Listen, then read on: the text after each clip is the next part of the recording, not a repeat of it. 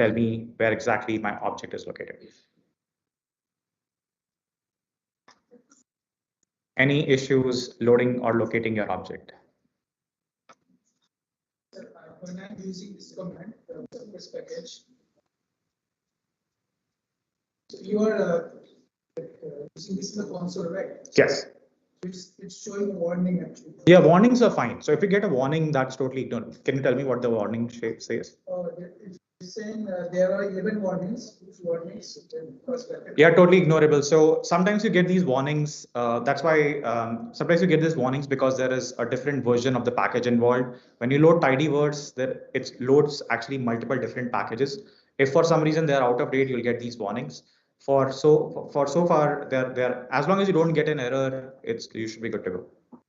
So for Windows, if you're not getting the path, you have to just right click and you will see the copy as path. On Mac, you can do the same thing.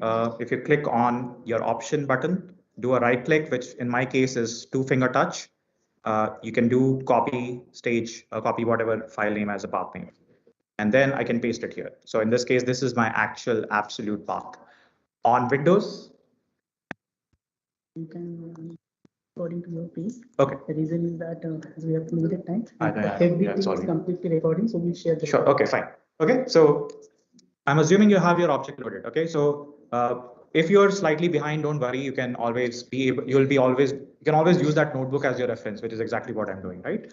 So if you type object on your console now, it will tell you what it is, right? So in this case, it's a Seurat object. It tells you how many features it has, which is the number of genes that you have. And then you have this active assay. So Seurat has different ways of storing information. This is an RNA data set. All the information that we have is stored in this RNA assay. Okay. Now inside this RNA assay, there are multiple levels of information that we store. The most important and the raw information is stored in what's called the counts slot. Okay. So yeah, are there questions? How are you choosing the path when you write this command object? How am I choosing the path, right? So to do the path, you have to make sure you know where you stored your object. In my case, it is on my Dropbox. In your case, it could be in your desktop. It could be on your any directory where you downloaded it. Okay. Just right click at this object. You will see an option on Windows of the object path, the actual path where you can copy. On Mac, if you want to do the right click, first click on your option, do a double click, which will show you this option of copy my object as a path name.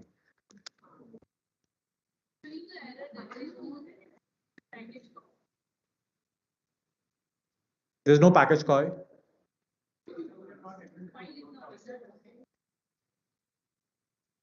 Okay, so you need to have this file locally somewhere on your desktop. It's like there is a /u, which is without the hex digit. So that's the. Do you want to see it? Yeah.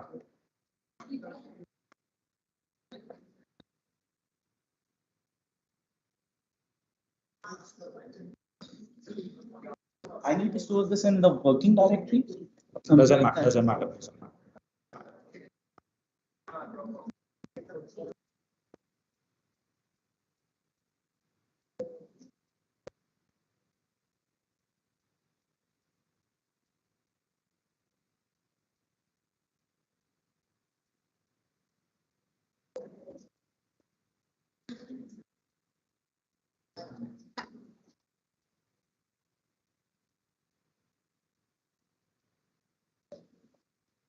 Okay.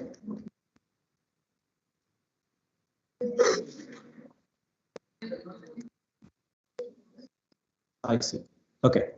Okay. Anyone else facing issues on Windows? Okay. So I'm very sorry about not noticing what the issue is. But there's an easy fix. Can I fix it? Yeah, sure.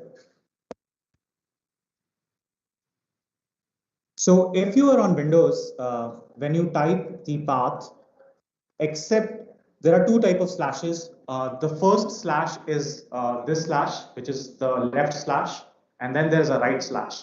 So every left slash except the first one needs to be converted to a right slash on Windows. Okay.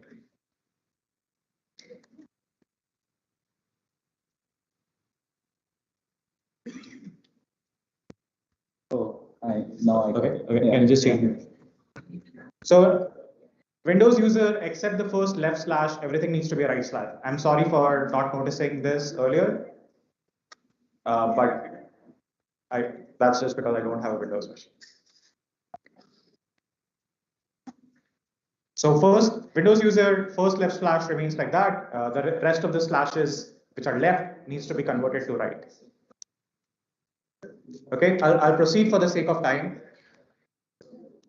But if you're still facing issues, one of the volunteers will be happy to help you. Can I show you? So what happens is the path. Actually, I'll just show it on the screen. That's easier. So in some cases, your path will be that you're copying will look like this. Okay, this is the path that you might be getting. Let's say, okay, this is the path that you might be getting. All I'm going to do to fix this, and if you're getting this /u error, all you have to do is change these left slashes to right slashes. Okay. Did it fix it for you? Just a second. I can change every single left slash to right slash because when even one, there still be the same error pops. Okay. So if that same error pops up, we'll try a different fix. It worked for you? I changed every single one and it pops. Okay, fine. Okay, so whatever works, just you can hopefully play around with it and something will work. I'm very sorry for not noticing this error in Windows. Okay. Okay, I'll proceed for the sake of time. So what we are doing now is we're going to look at what does the data really look like? What does the counts matrix look like? So the data in this assay is stored in this slot. So there is the concept of assay, which stores what type of information you're storing. In this case, there is single modality, which is RNA. Inside that RNA modality, we have the raw information stored in this slots called counts. So the way to store, the way to access this is you can do object at the rate assays. Again, everything is autocomplete. So let me start one by one. Okay, so I do object. Object. Okay, so it's hopefully you can still hear me. This object at assays. Everything is autocomplete. Let's switch to especially mic.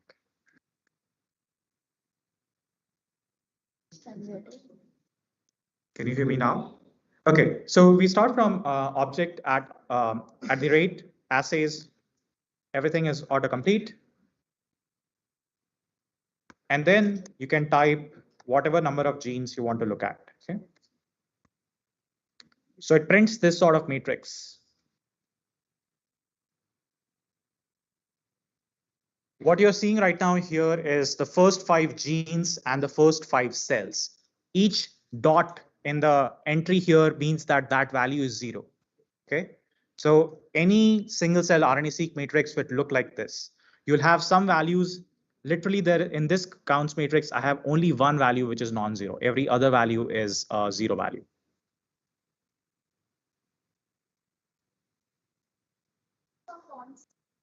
Okay, let me figure out a way to do this.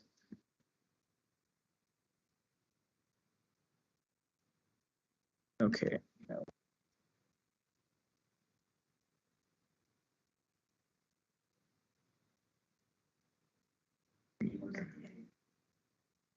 Okay.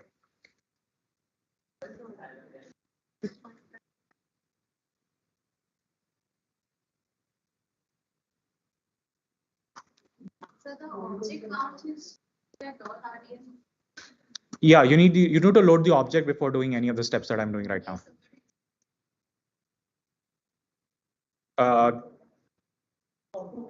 Can one of the volunteers help her? Can you raise your hand?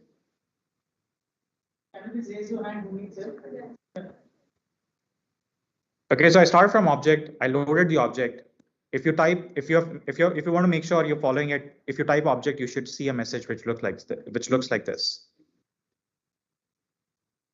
Okay. What next I'm doing, I want to look into what is there inside the counts matrix. I type object at the rate. You can keep doing an autocomplete. I'm only going to look at the first 5 rows and columns. This is what it looks like. Anyone who's not able to follow so far or is not able to do this step. Okay. Again, I'll assume that means a yes. Next, you can look at, you can quantify how much amount of information or how many number of rows and columns are there. So if I do dim counts, I'm not actually defined what my counts are, right? So that's why I get an error. So to define those counts, which is what I did not do, is you can assign this to a variable.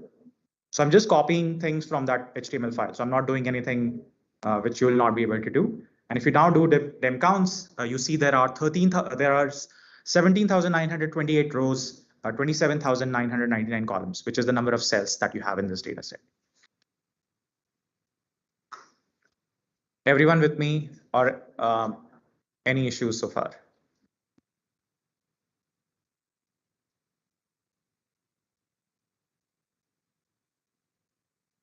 Please feel free to tell me right now if there are issues or if you're stuck at the previous step, so that one of the volunteers can come and help you, or if not, I can come in. If it's an issue with, if you get an error with the object, I think one of the volunteers will be able to help you. But once you get the object loaded, you should be able to do this step. Okay, so we know there are 17,000 genes and 27,000 or almost 28,000 cells. Now I want to see how many of the entries in the cell are non-zero. Okay. So the way I'm doing this is a very simple way to do this. All I'm asking here in this command is how many of these entries in the cell in this matrix are non-zero, and what is the proportion of these cells, right? So the first number here tells you how many entries are non-zero. I'm dividing it by the total number of entries in this matrix. Okay, so this value here, dim counts 1 times dim counts 2, is simply number of rows times number of columns. Those are the total number of entries you have. I'm rounding this number to a value of to a decimal places of 2. You get 4. There's just 4% of cells which are non-zero. Rest everything is actually a 0 value. What this means essentially is RNA-seq data is hugely sparse. Even though you're measuring 17,000 rows, which means you have 17,000 unique genes that you're able to quantify. Very few of them will have non-zero entries. And this is called sometimes wrongly as the dropout problem in single-cell RNA-seq, which means that even if it is not possible that you have just 4% of the 17,000 genes being expressed in each of these cells. The reason you have fewer quantities is because everything is a function of how deeply you sequence your data set. So if your data set was shallow sequenced, it did not have enough counts, then you'll end up observing a lot of genes to be 0 because everything is again relative. The more highly expressed a particular thing is, it is also more likely that it will come out as a non-zero number here. If a gene is lowly expressed in your system, and if you don't sequence that particular system deep enough, you will end up getting a 0. Okay, cool. Okay, so hopefully everything is going okay so far. The second step now that we want to do to learn more about the data set is I'm just doing this function called head object. What it does here, once I do this, it prints this metadata column. So inside the matrix, when I created this matrix, and you can see how that I did that in the HTML file, I also added information about what each of these cells is doing. So I added 3 columns, one being sample name, one being genotype, and one being region. The sample name came from the file name that I had, and then I used that information to extract whether it's a wild type mice and which region it was profiled from, either the cortex or the hippocampus, which is not going to matter so much in what we are going to do. The second and the most important column here is the mouse model, which could be a wild type or it could be a 5XFAD, which is the Alzheimer's equivalent in mice. Okay, so you have two models here, one being the wild type mice, one being the Alzheimer's disease model. Inside those models, you can have a knockout, or you can have which will be shown in the genotype column. Okay, so if you want to summarize any column that you have, one way to do this is by using the table command. So if I do table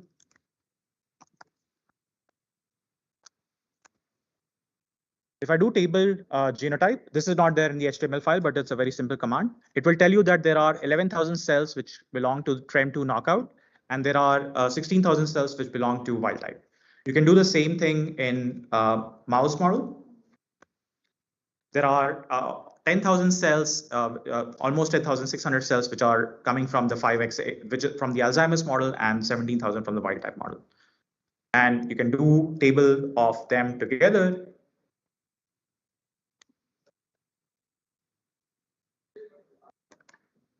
Which tells you,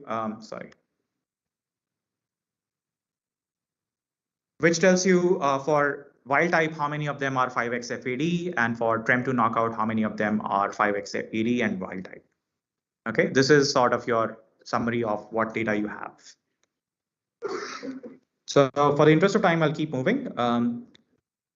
The next column, so there are ways to add columns which you can see. The more important thing here is if you want to explore what information is there in your data. So what I'm plotting using this function VLN plot, which is short for violin plot, is what is the distribution of N count RNA, which reflects the total sequencing depth of the cell, and feature RNA, which reflects the total number of features measured, and the mitochondrial percent. So each dot here represents one cell, and the y-axis represents the corresponding measurement. So you have, on a median level, you have 3,000 features, which are so if the median is around here, you have around 1,000 genes that are detected at a median level in every cell. You have you have 1,000 UMIs, or 1,000 is the median sequencing depth of each cell. The feature RNA represents how many of these features are detected, which means for each single cell, how many of the genes have non-zero measurements. So it's close to 500 to 600. So this kind of gives you a summary that even if you're measuring 17,000 genes in total, on a median level, you can only measure at a single cell level only 500 to 600 genes. Rest of them have a value of 0. There is no measurement coming from that, from those cells. The mitochondrial percent, which you can see clearly here, is an upper cap of 5. It's a good marker for selecting cells which are likely live. If you have a higher mitochondrial percentage, this is generally representative of stress or cell death. So I have excluded any cell which has a mitochondrial percent above 5. Okay, that's why it's upper capped at 5 here. Okay, hopefully that is clear what this data shows. The next step that we want to do is we want to explore what cell types are there, right? So I told you there are 17,000 genes, but I'm also going to tell you that not all 17,000 of them are equally important. Given that we are interested in exploring the heterogeneity in the data, we are interested most in genes that show variable pattern, that show most variation. So if I copy this command here, I'll copy the entire block and just explain what this plot represents.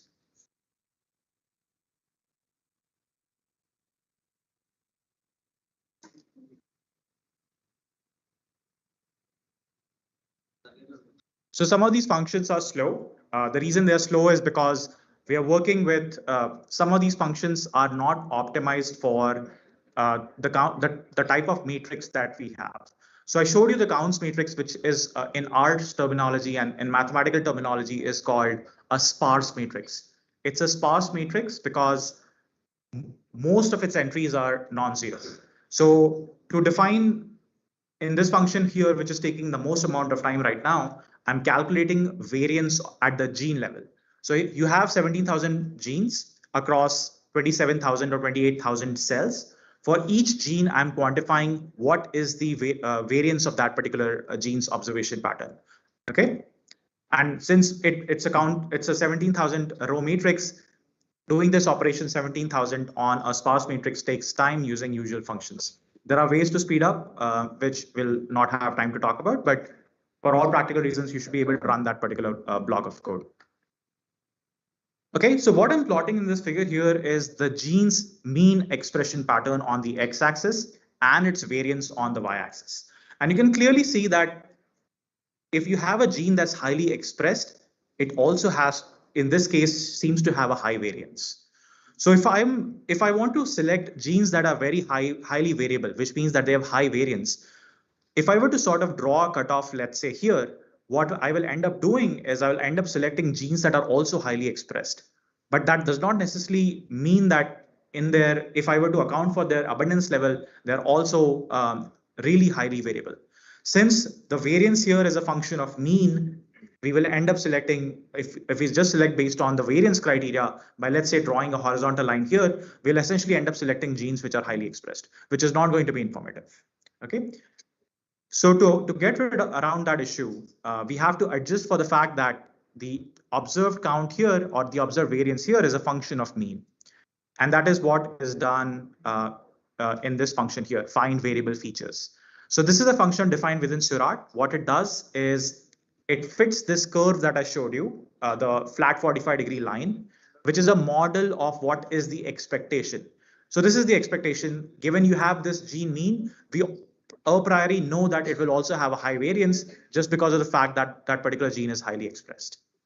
So this is also, if this data was Gaussian, right? If this data was distributed normally, you will not have this kind of observation. Because in a Gaussian distribution, your mean is fixed and your variance is also a fixed value. Okay, or your mean can change, but the general assumption is the variance pattern is the same, which is not the case here. So to account for that fact, we can use this function to find out what are our variable genes after fitting this line. And what you get here is the distribution. So on the x-axis, I'm still plotting the mean value.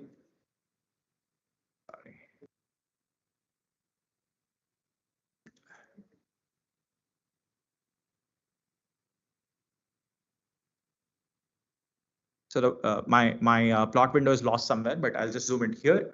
So I'm plotting on the x-axis still the mean expression value of each gene. And now I'm coloring it by whether I should call it variable or not. And you can clearly see that once you fit a model of expected noise, the y-axis here is the standardized variance, which has accounted for the fact that the variance initially was dependent on the mean. Okay. So you end up selecting these as your variable features.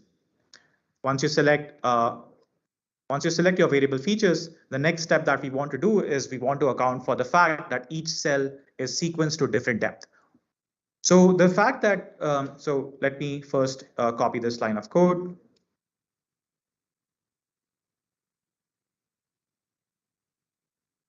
So on this particular figure, I'm highlighting on the x-axis, I'm plotting the total number of the total sequencing depth of that cell, which I can get by doing a column sum of the matrix that I had.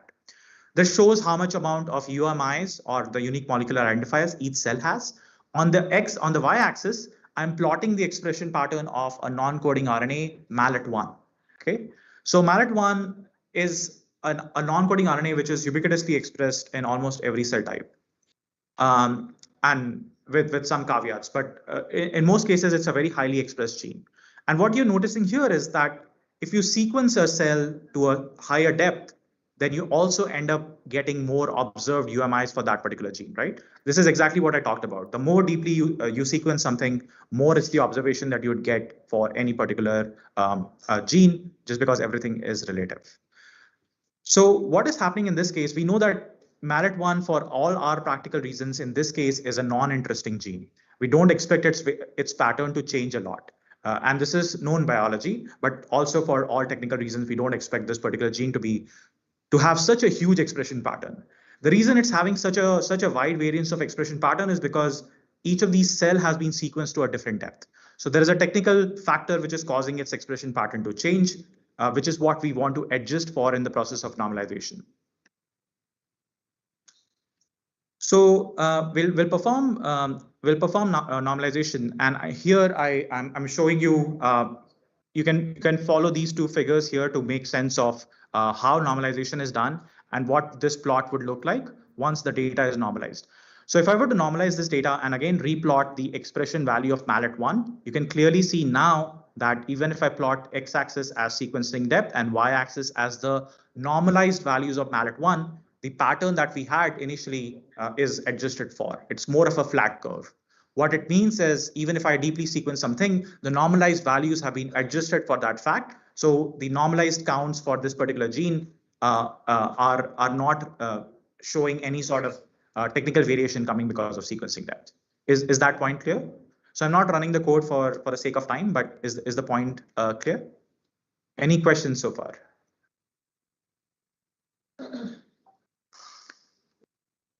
So here I'm just showing different ways of normalization and what that means. So you can explore this at if you have more time. But what I'll do right now to speed things up and to kind of bring you towards where I want you to be is to run a quick normalization method. So I'm copying this code, which runs a normalization tool called SCTransform, which does this normalization in a more clever fashion. It essentially is doing what I showed you on that plot, but in a slightly more clever fashion.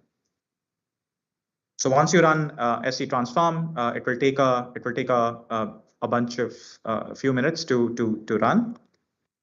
I'll just, in the meantime, explain what our next step should be. So at this point, we have normalized the data, but now we want to explore in a sort of exploratory way what this data, how much information this data has. So this data at this point is still noisy. There is still noise. So one way to sort of get rid of this noise is to run this statistical algorithm called PCA. The goal of PCA is very simple. In PCA, what we try to do is we account for the fact that there is variance. If we were to imagine this counts matrix, it's a very high dimensional matrix. It's a 17,000 dimension matrix because you measured 17,000 genes, but not all 17,000 dimensions are useful. What we ask in PCA to do is we ask to give us 50 or 60, 70 important dimensions. The way it's able to do this is by maximizing the variance. So if you had data, something which looked like this, the first principal component here would be able to capture most amount of information. So we run a PCA on our data. So I'll switch back to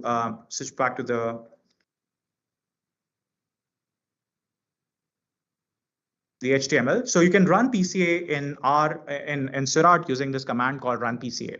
It will give you the most informative 50 or 60 dimensions. Here I'm asking it to give me 50 most important dimensions. So to run PCA, you need to make sure your data is normalized. So this will take a while. So let's just wait for a couple of more minutes.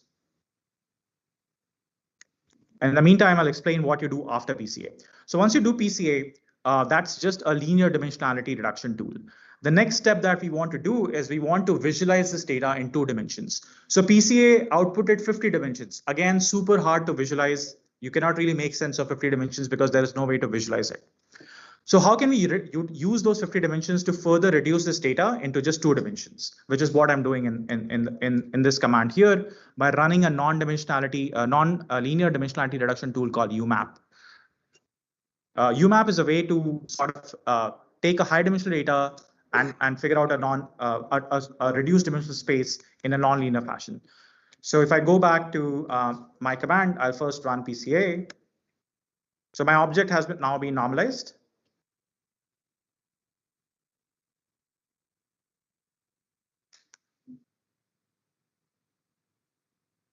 So when I run PCA, the next step I'll do is I'll run UMAP on these PC dimensions. So I'm extracting the most informative dimensions out of this PCA plot and then running a second dimensionality reduction in a non-linear fashion to get the sense of the data.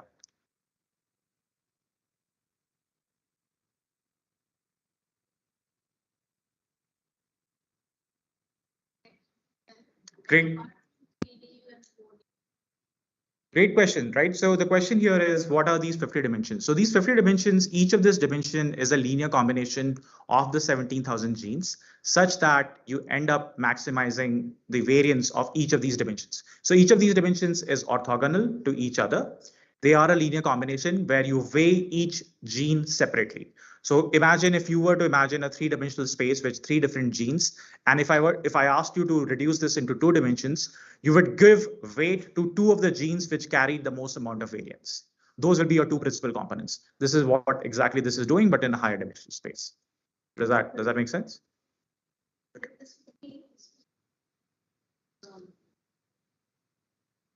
Yeah. So yeah. So the question here is why are we doing this, right? The reason we are doing this is because all the 17,000 dimensions that we have are actually still very noisy. We don't have so much information that we require 17,000 dimensions to represent. The underlying principle here is biology is not as complicated. There is a lower dimensional reduced dimensional space, which should be able to capture this heterogeneity. And we are trying to do that best by reducing that into 50 dimensions. Okay, so my PCA is done. I'll run my UMAP. This is much faster than running PCA. And once I get my UMAP, I want to visualize all my cells, right? So this is done by this command called dimplot.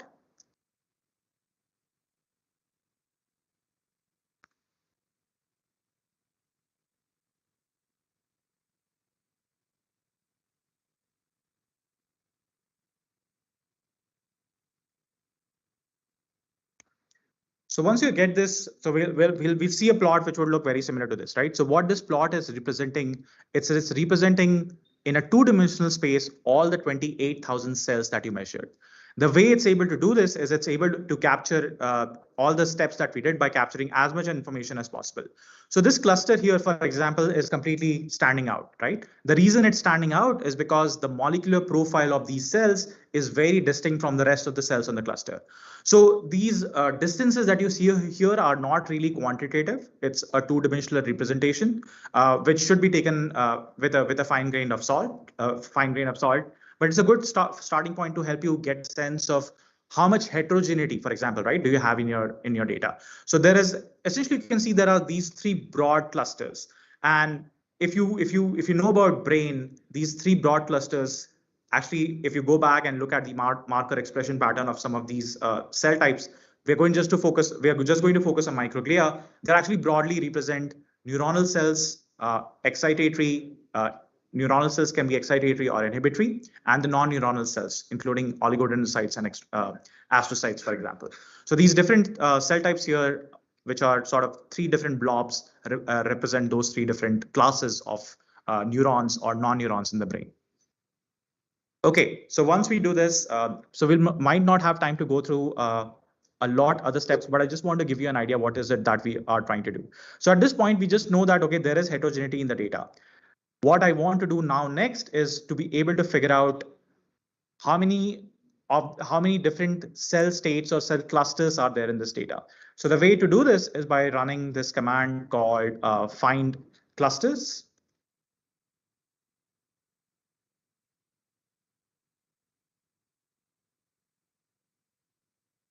Find clusters, what it does is it will now cluster these cells in higher dimensional space. So I'm still using lower dimensional space to visualize it, but I'm clustering them using all the dimensions that I actually have.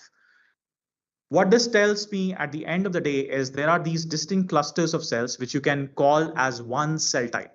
Okay, so there are different ways to figure out how many clusters you have. We'll not go too much into it. But the point that I want to highlight here is there are these different numbers that you get here represent one single cluster, which the number here just represents the size of the cluster. So 0 is the biggest cluster and so on.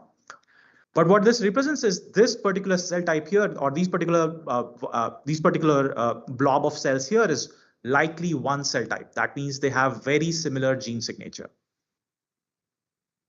So just to sort of last couple of steps that I want you to focus on is because this paper focuses on microglia. So microglia is the immune cell population of the cell.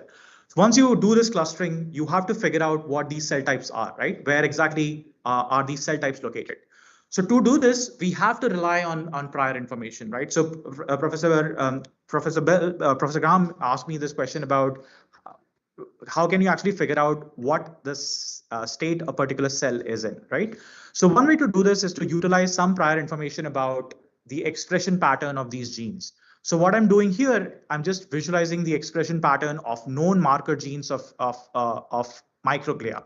So if you see this pattern here, each title here represents one gene, and the color indicates how expressed that particular gene is in all the cells. So it's not appearing to be very strikingly different, but you can clearly see that C1qa, which is a known marker for microglia, is only expressed in this subpopulation here. What this means is this population here is likely microglia, which is going to be our focus of interest. Okay. So this is one way to visualize it, but a slightly more quantitative way to visualize that information is through this violin plot. So I'll go back to my violin plot and I plot the same expression marker gene. So if you ask me where did I get these marker genes from? So these are from the paper, right? So I had some help there, but what if you don't know the markers for a particular cell type? So if you don't know the markers for a particular cell type, remember when we calculated the clusters, we can go back to those clusters and identify what is different in terms of the expression level of, let's say, cluster 1 to cluster 0 by running what's called, at least in Seurat, it's called find markers function, which we'll run in just a bit. But if you run that function, it tells you what is different between cluster 1 and cluster 0, for example. You can use that information, you'll get a list of genes, and then you can go back to literature and see if any of those genes have been characterized as markers for one particular cell type. And that way you could have done this slightly de novo without relying on this prior information. So if I were to zoom onto this violin plot, you will see that one of the clusters, which is cluster 11, has consistently high expression of all these marker genes. What this means here is this cluster 11 is a microglia cluster that I'm looking. And it's a microglia, remember, for all the genotypes and all the mouse models that we have. So all the microglia that we have from 4 different mouse models is clustering in one space and is consistently expressing the canonical markers for microglia population. Does that make sense? So at this point, we have still not characterized what's different between microglia of, let's say, the Alzheimer's mouse versus the wild type mouse, because all of them express the same gene. Okay, so very quickly, and sort of the final step that we want to do is we will take this microglia population, which is conserved. That means you have microglia in all the wild type and the disease, mouse disease, Alzheimer's disease cells, and then find out, sorry, forgot one step. So in this function here, what I'm doing is I'm just pulling out that one cluster, which is the microglia cluster, which was cluster 11. Okay. Once I pull that cluster out, I will pull out. Now the next question that I'm asking is, okay, I have the microglia population from both the normal mice and the Alzheimer's mice. What is different in terms of the expression levels of these genes?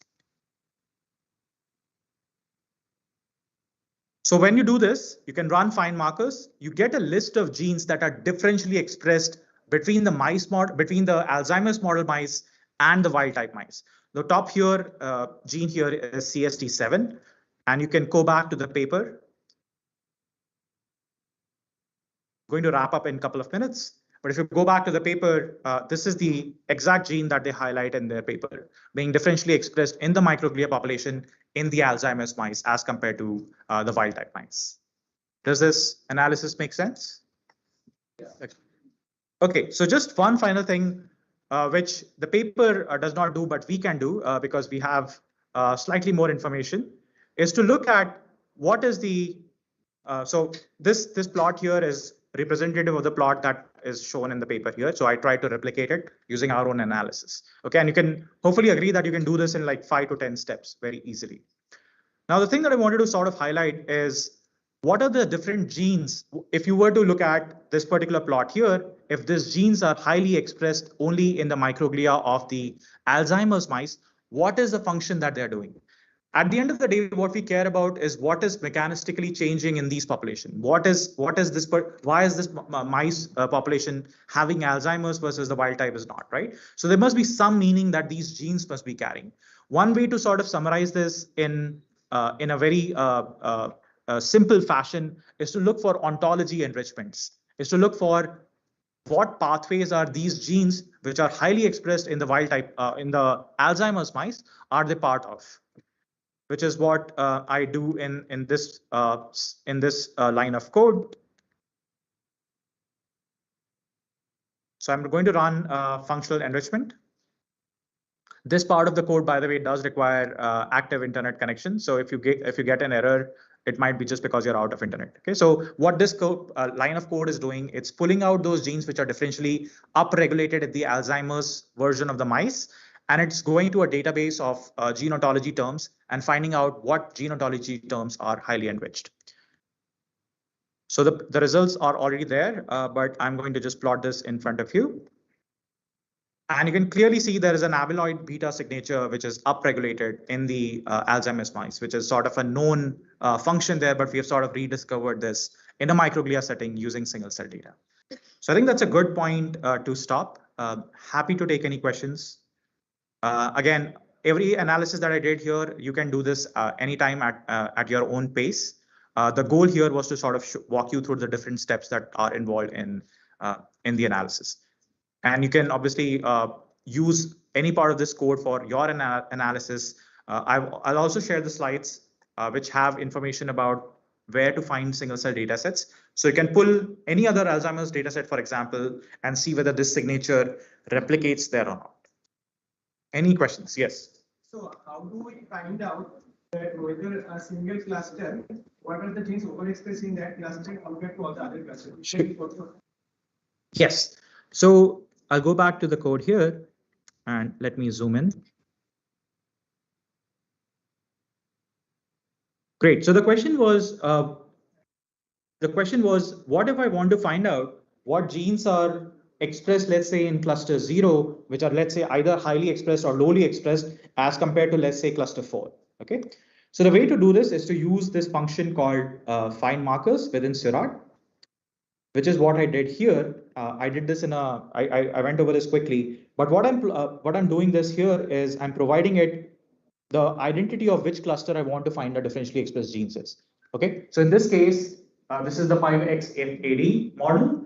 And in this, I'm comparing this against wild type. If we want to do the same thing against cluster 4 and cluster 0, you'll replace this with 4 and 0 and change your corresponding identity of that particular object to that particular column, which in this case will be Seurat underscore clusters. That is where this information is stored. Does that make sense? Is there any way to do one cluster versus the whole set? Yes, great question again. So you can do this right here itself. Just don't write anything in ident.do, and that by default will compare this versus the rest. Yes. So recently I was working on the bulk data instead of single cell. Okay. So in bulk, after doing the principal component analysis, what I did was to check the clustering. I used k-means as a clustering algorithm. So for k-means, you don't have to give any number of clusters. We can give on how many number of clusters we want to see data.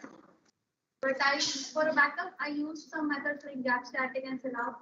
So in the same thing, when we are doing it using Seurat, there was a resolution which you gave like 0.3. So on the basis of what? Great question. So I gave a resolution of 0.3 because it's my hand-wavy argument of saying that I know how many clusters that I want in this data set. But there is no right answer there as to what is the right resolution that you want to give. The way to check this is once you get these clusters, you run differential expression, which goes on to his question about finding out what is different in one cluster versus others. What do you want biologically, right? What do we want biologically? We want biologically clusters which make sense. So should there be 17 clusters? While there may be 17 clusters, but are the genes that are marking those 17 clusters, are they biologically interpretable? Do they mean anything? Sometimes what happens if you run these 17 clusters, if you run differential expression between, let's say, cluster 0 and cluster 1 here, which is or cluster 3 there, which is close proximity, you will see that a number of ribosomal genes come up as differentially expressed. What this essentially means is they are likely the same cell type, but it's just a different cell state, because remember, cells are not all these cells are in the same state. Some of them are dividing. In this case, all of them are actually post-mitotic, so they're not dividing, but you have different cell state in the sense of at which stage of development they are in, for example, right? So those marker genes should make sense. So that should be the right metric to figure out how many clusters you see in your data, and does that make sense or not. In the past couple of weeks, there have been papers which have come out to show how you should choose these clusters. Again, I think there is no right answer there, but yeah. So one thing just to kindly to Dr. there is elbow method with which we can at least find some clusters using the k-means. Great, yeah. So I do use actually elbow method here also to determine what is a significant number of PCs. Again, that's one way to do it, but yeah. But that's not always correct. Yeah. We have to check. Yeah. All right, it looks like you're all very seriously following up and you're enjoying the session. Let's continue the same theme of transcriptomic data analysis, which we just started with single cell. And I think Kathy did a fantastic job of engaging all of you, and it's always good to see you are making graph yourself and you are able to visualize the data, right? In the same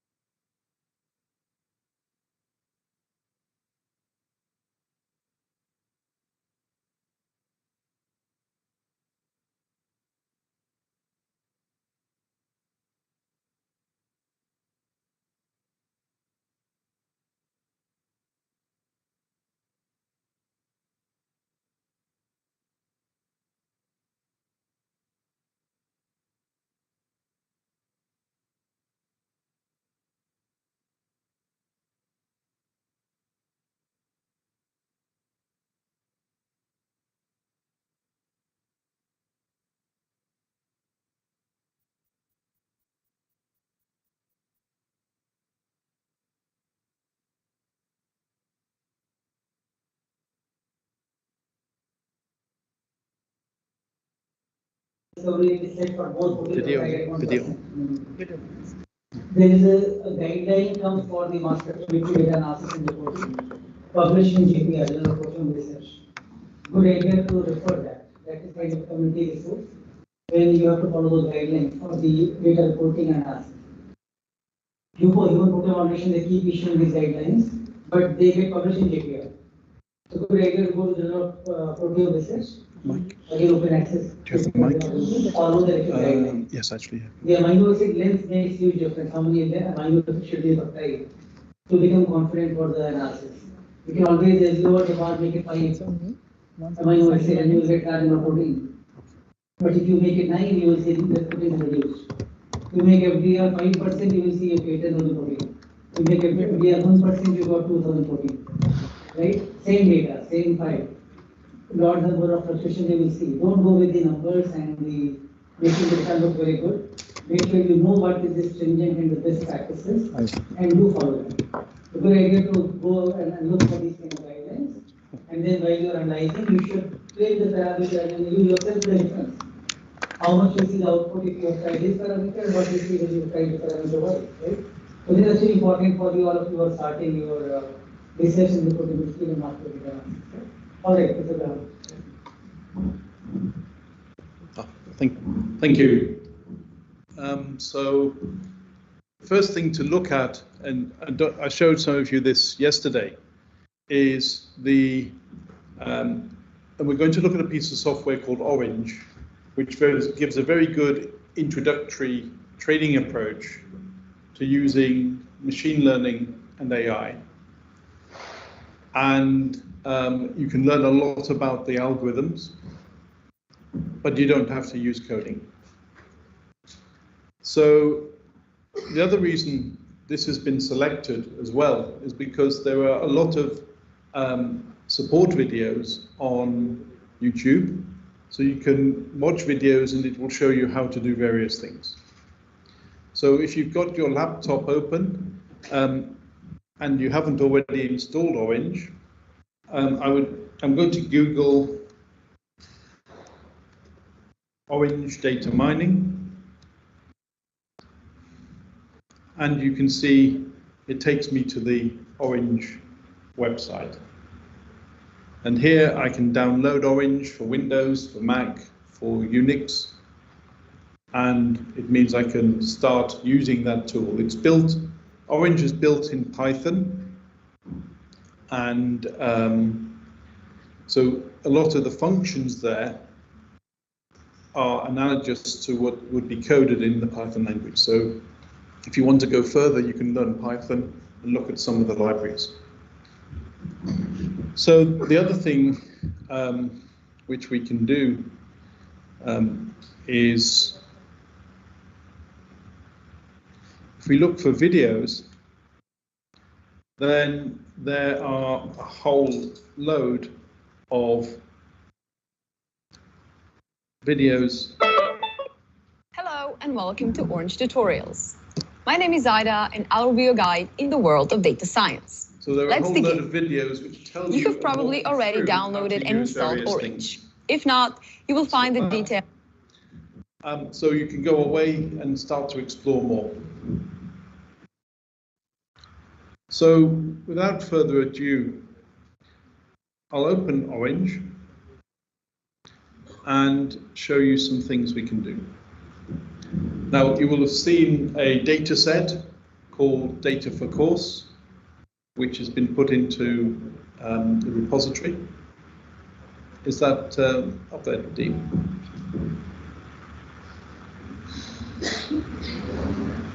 Is the data up on the repository? Yes. Yeah, so it's called Data for Course.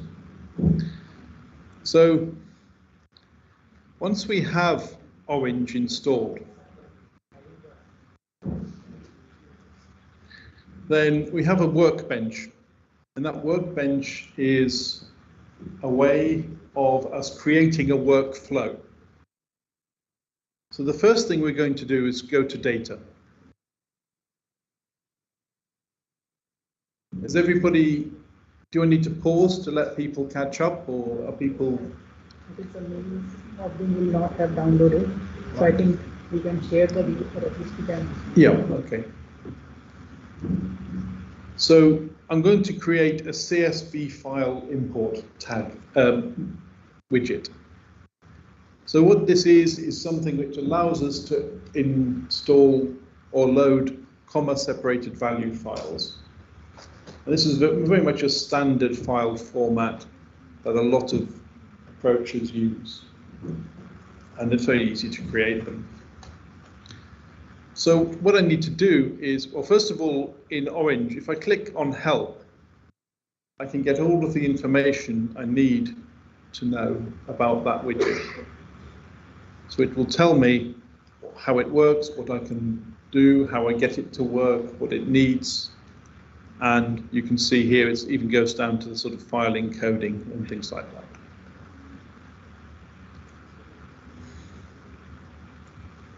And when I need to do something with this widget, I just double click on it.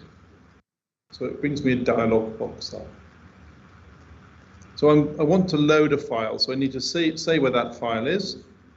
And this is the course that we're running here.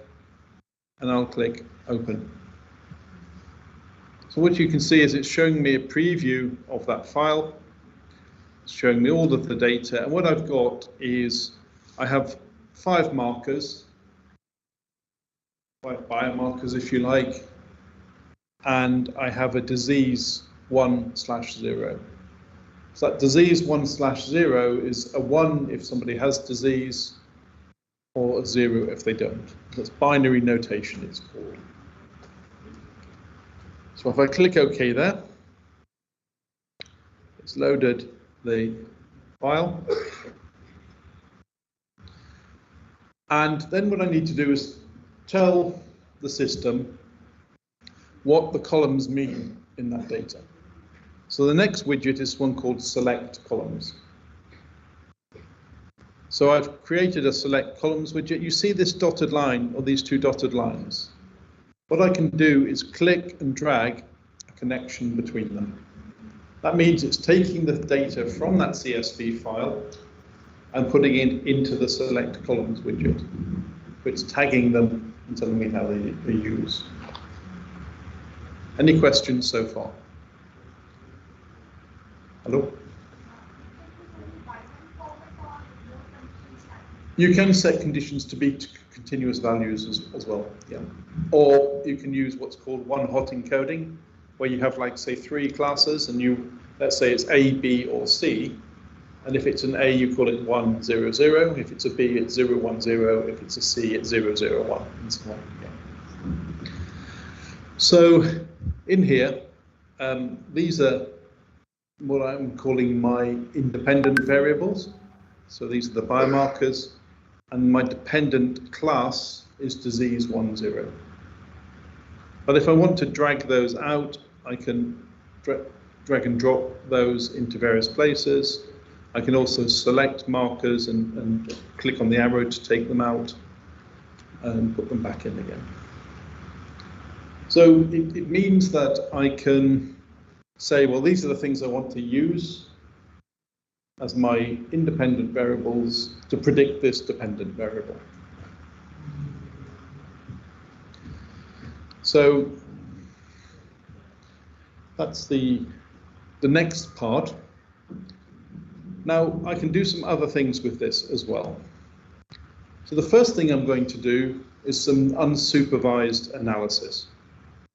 So previously, in the previous session, we talked about principal components analysis. So I can do a principal components analysis of this data. So in unsupervised, which is another group of widgets, I can take PCA, which is principal components analysis, and I can take my data from here to there. So it's now taking my data with the columns determined and putting it into the PCA analysis. So if I click on this now, you can see I'm getting effectively an elbow plot, although we don't have many components because we only have 5 variables here. But you can see A single variable or single component is explaining about 45% of the variation. 2 components are about 68. 3 components are 84.8. 4 components are 96.7. So I could select those 4 components, and that would explain 96.7% of the variation in my data.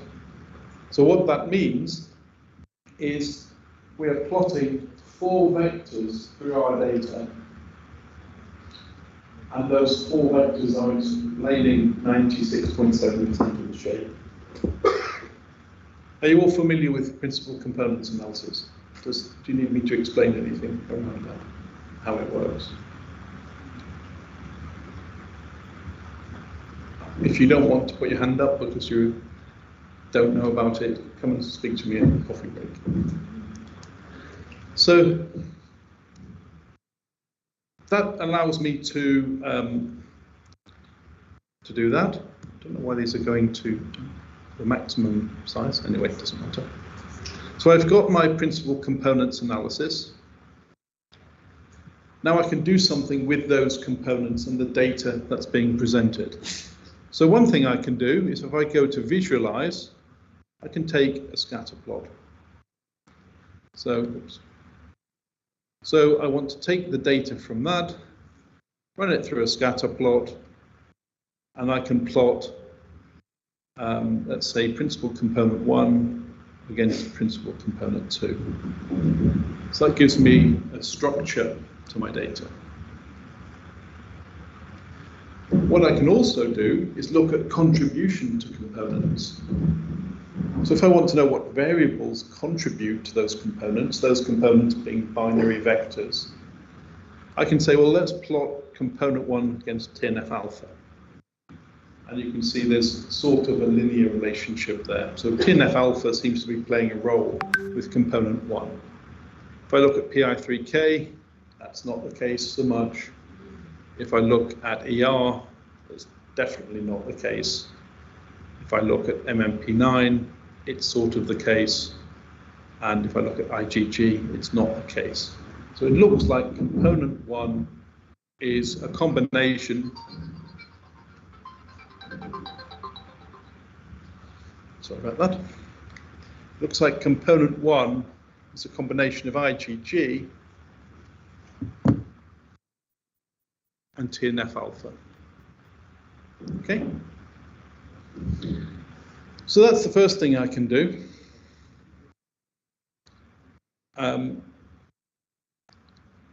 What I can also do is I can do a linear projection of those components as well.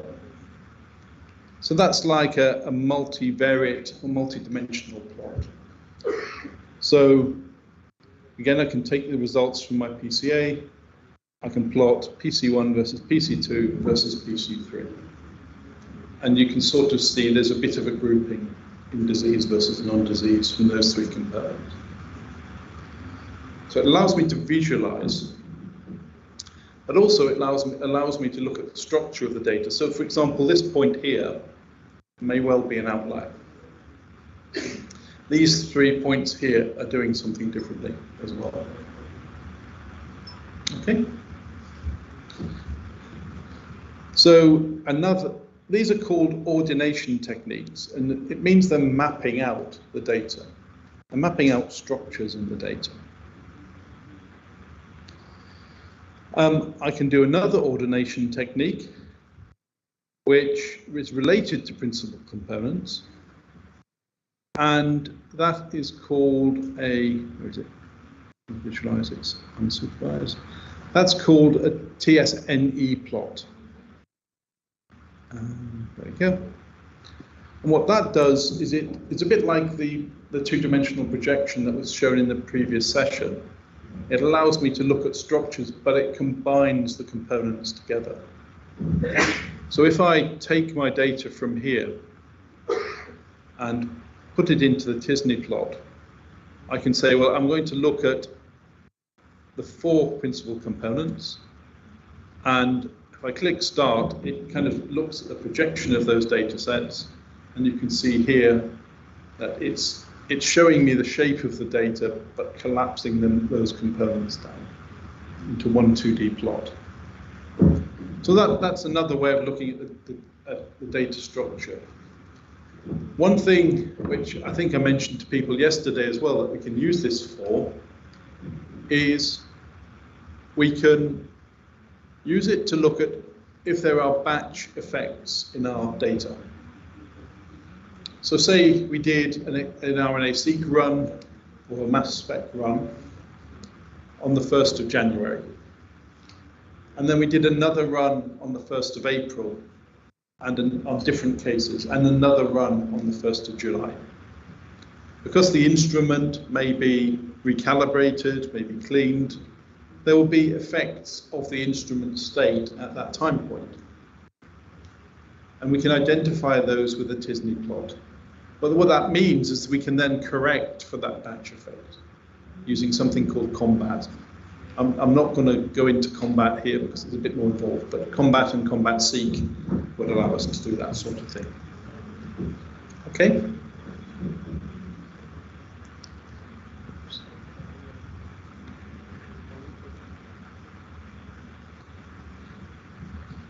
The other thing we can do with this sort of data in ordination is we can do clustering.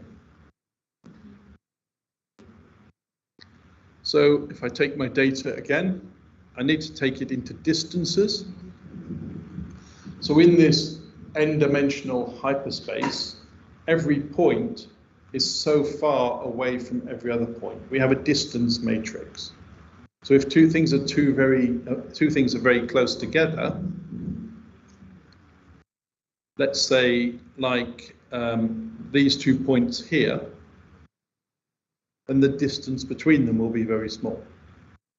Whereas a point here to a point here, the distance would be very large. So those are very unlike one another. So distance tells us how alike or unalike things are. So we build that distance matrix, and then we can create a hierarchical clustering dendrogram. So that tells us the structure of our data as well. We can set in here, though, all sorts of distance metrics as well. So most commonly used is Euclidean, which is the direct distance, the hypotenuse of this multi-dimensional triangle. But for example, if you're looking at sequence data, DNA sequence data, then you would use a Manhattan plot, because if you're looking at sequence data, you have 4 states, TCGA.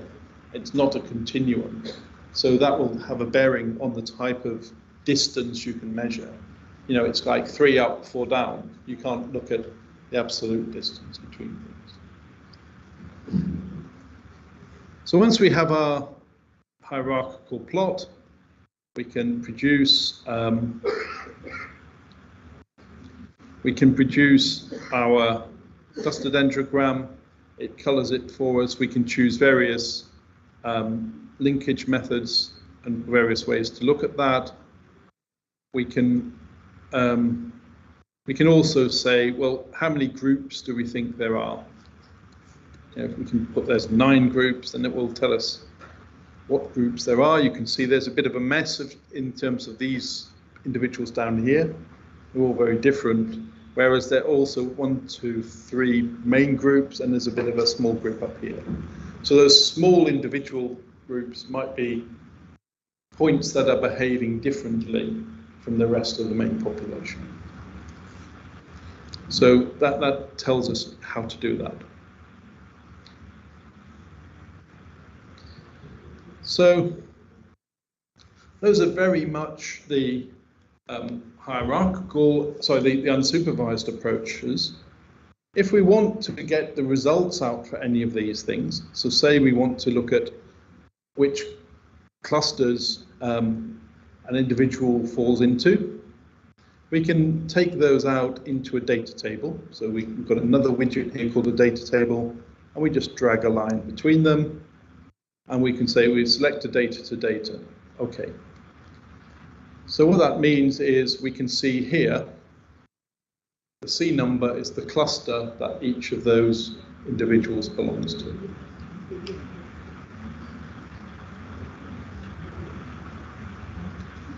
Any questions?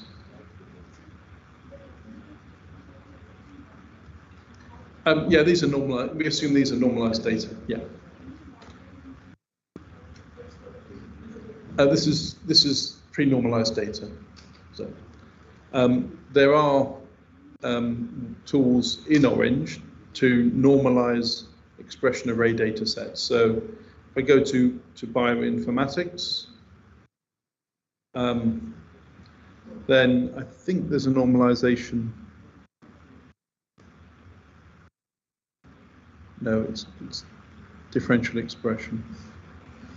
The assumption is that these are pre-normalized and they're probably log normalized, but normalization can be done with other things. Yeah. So that's the unsupervised approaches. But we also want to maybe try some classification modeling.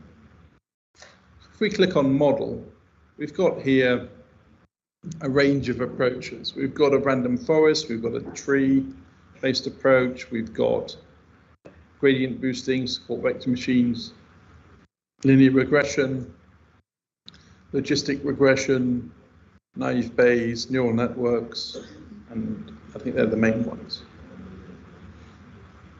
So let's make, to begin with, a random forest. So what I'm going to do is take the data into a random forest.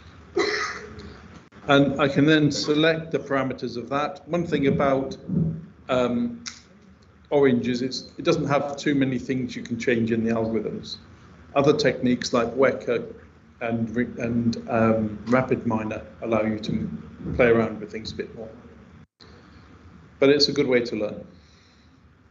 So what I need to do then is I need to see how well my random forest model did. And to do that, we use something in Evaluate called test and score. That's a good point. I'm not sure if I can.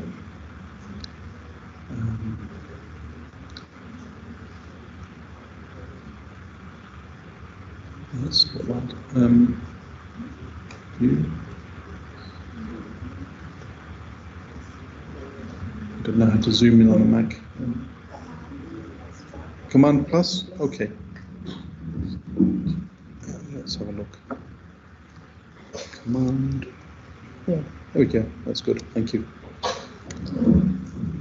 So I'm taking the results from the random forest for test and score.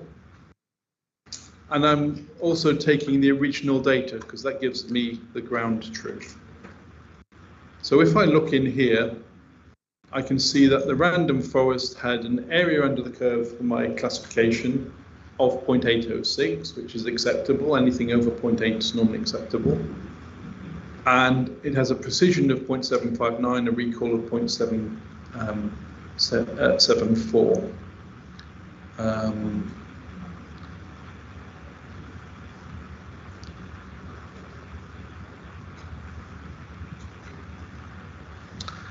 But also what I can do is I can plot my receiver operator characteristic curve. So these are a gold standard way of plotting the performance of a classifier. It plots 1 minus specificity against sensitivity. And if the area under the curve is greater than 0.8, then it's considered a good classifier. But if I plot that now from test and score, you can see I've got this curve. So ideally it should go straight up and then straight across. Oops. It's not good.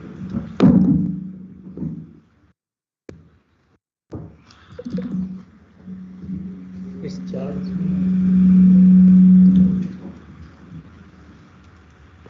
You're hanged on.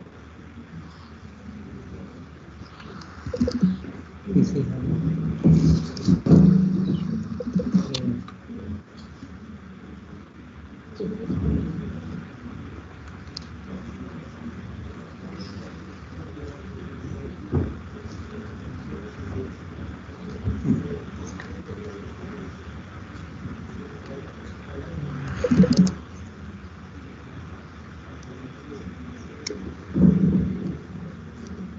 I think we will take some questions.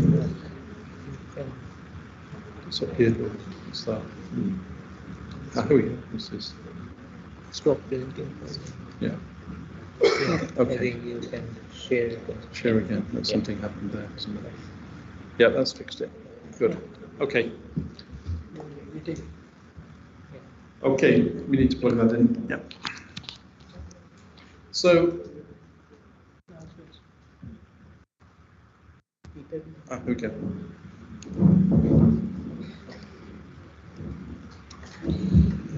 So that's one method. Random forests are one method.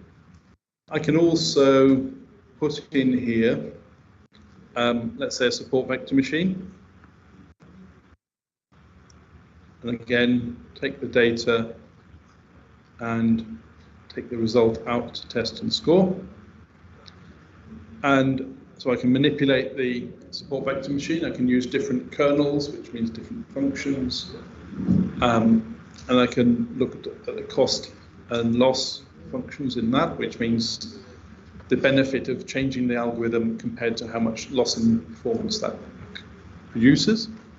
And now with my test and score, you can see that my SVM doesn't do as well here as the random forest.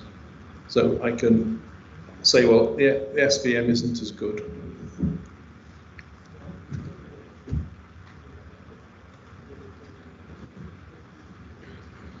I'll also try a neural network.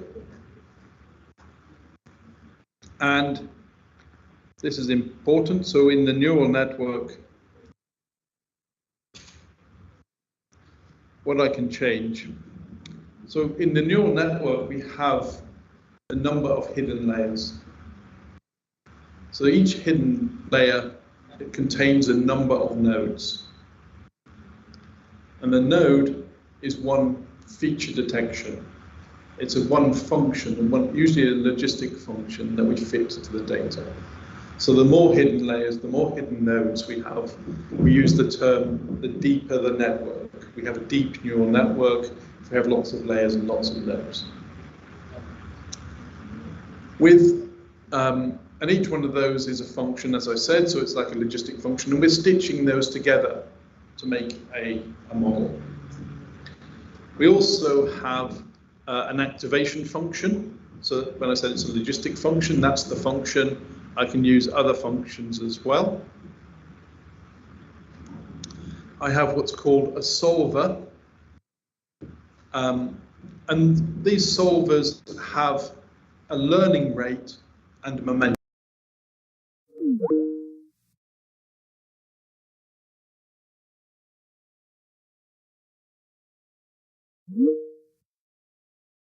So it can get stuck if you don't have a good momentum.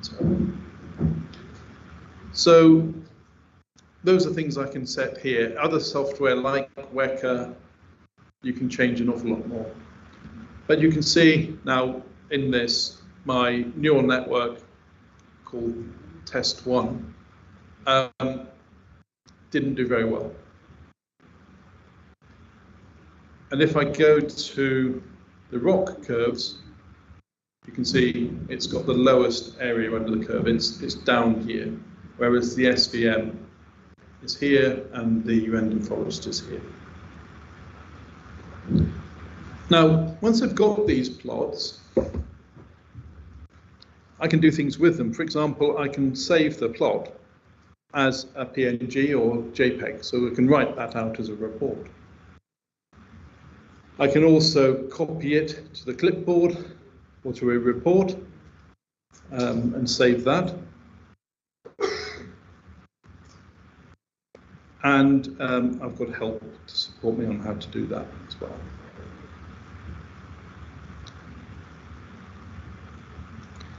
So that's the next step. I'll do one more, which is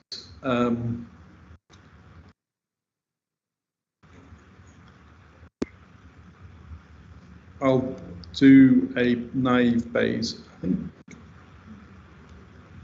just for completeness.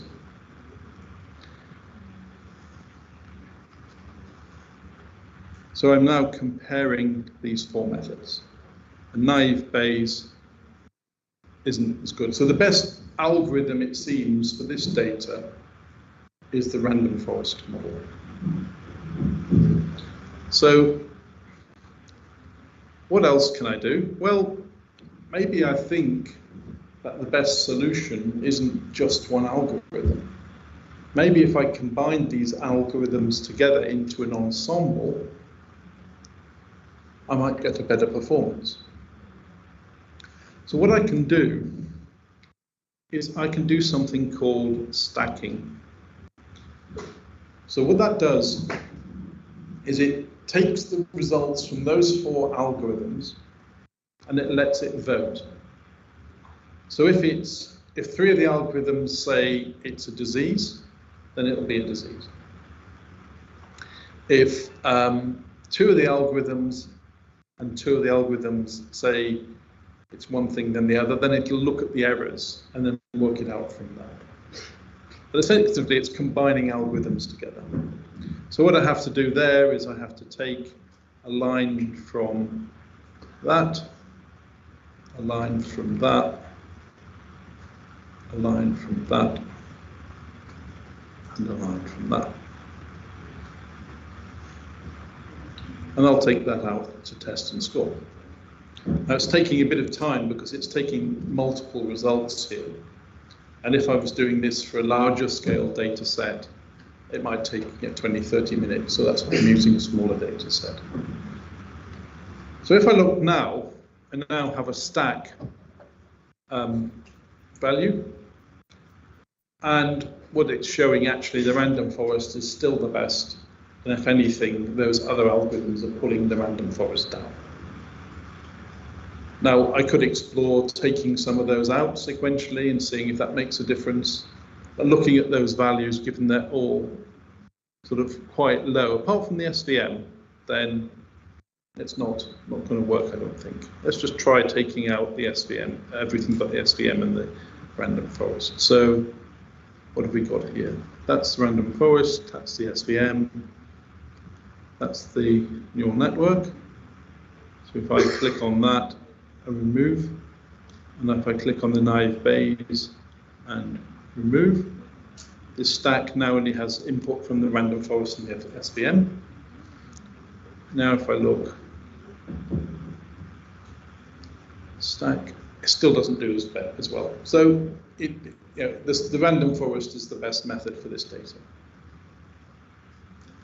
Now, one of the things also important here is cross-validation. So what this allows me to do is run multiple repeats of the analysis, and by mixing the data up. So these results are not the result of a single model, they're the result of tenfold cross-validation. So it's 10 views of the data, and they're aggregated. So that's important to note because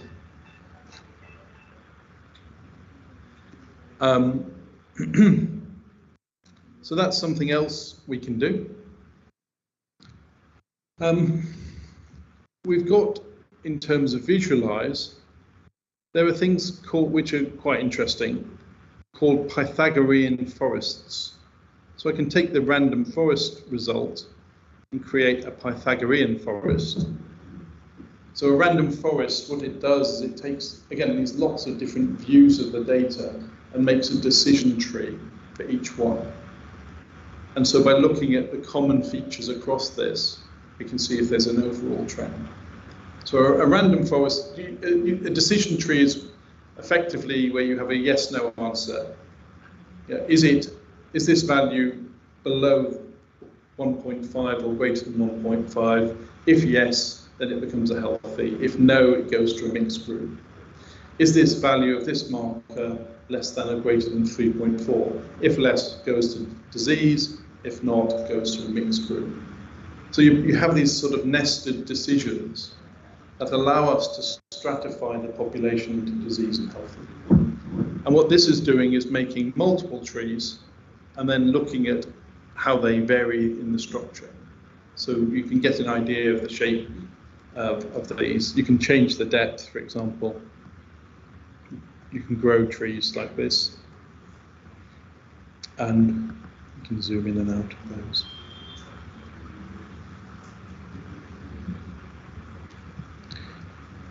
Right, so what else is useful here? Well, in the data bit, there is various things. I can transpose large files, I can look at correlations, I can impute missing values, so I can use case nearest neighbors to fill gaps in my data, because many machine learning algorithms don't like gaps. They'll stop running if there's a gap in the data. What I also have, I can.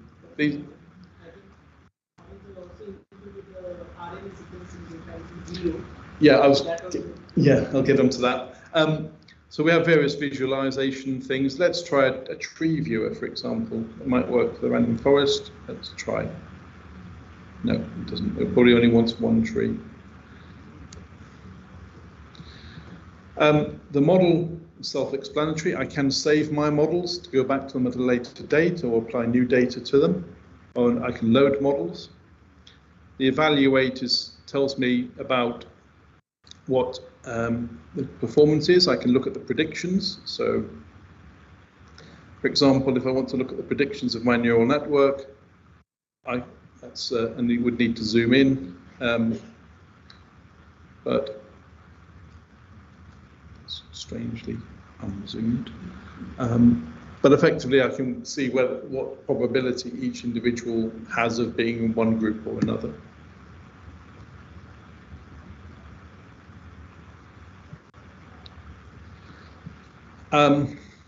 So unsupervised is about clustering. I've got some image analysis tools, so I can load in directories full of images and start to do things like creating image grids and start to potentially use those for analysis.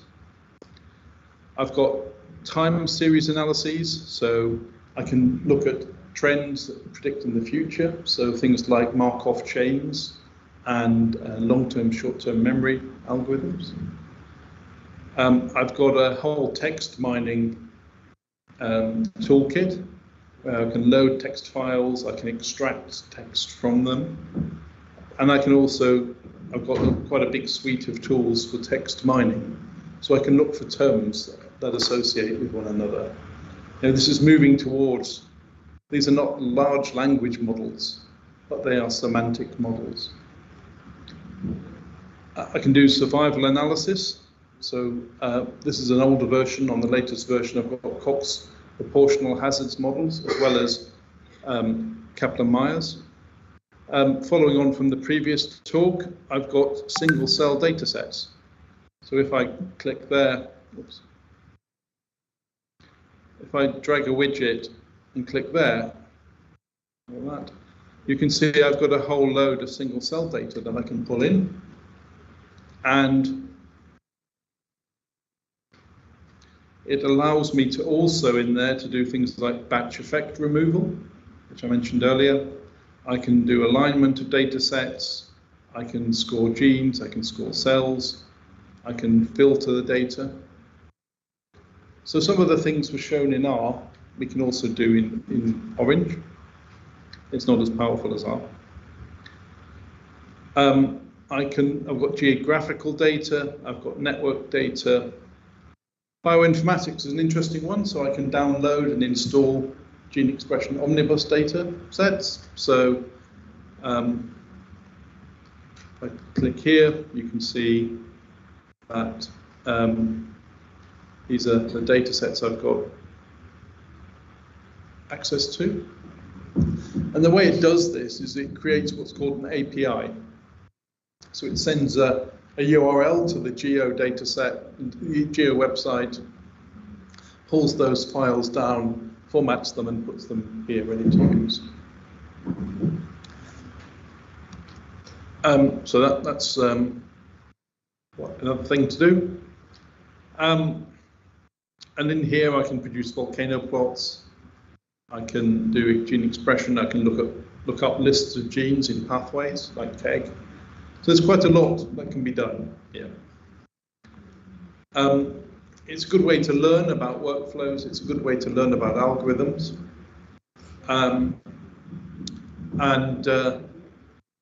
It's a starting point. I would say if you really want to get involved in computational biology, bioinformatics, data mining, then ultimately look at R and Python as a way of doing that. But this is a starting point where you can learn. Does anybody have any questions? Sorry?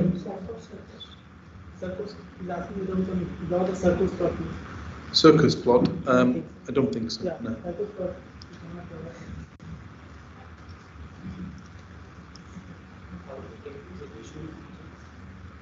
Yes, that's good. Sorry, that's a good point. If you go to options, add-ons, then there's a whole package list which you can download. Sorry, I should have said that up front. That's a good point. And this can be also connected to the Python. Yeah. Can also use the package. Yeah. So, for example, here I can take in Python scripts into my workflow. So I can take data in here, run into a Python script, take the output of that as well. Okay, so if I create a Python script in my Python shell, then I can put it in there. Yes.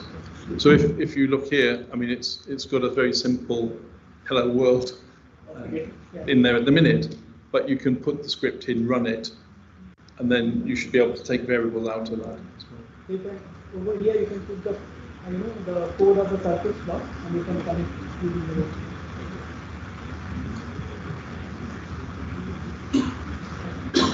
It's quite useful as well for quick, because it's quite small. It does a lot of things like transposition and gap filling very quickly. So, sorry? I don't think it does meta-analysis. That will be a different package in R and things like that. So, yeah. Yep. Okay. So, thank you very much. That's really is an introduction, but I think it's a good starting point for people to have a go. And after the break, I'm going to talk to you about some of the applications of machine learning and systems biology and give some examples of where we've used these things to find actionable biological targets. So thank you very much.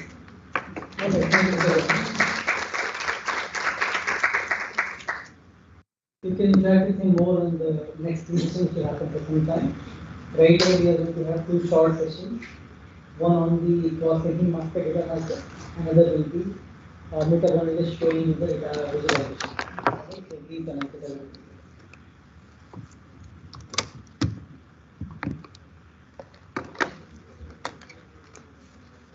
You should do microphone.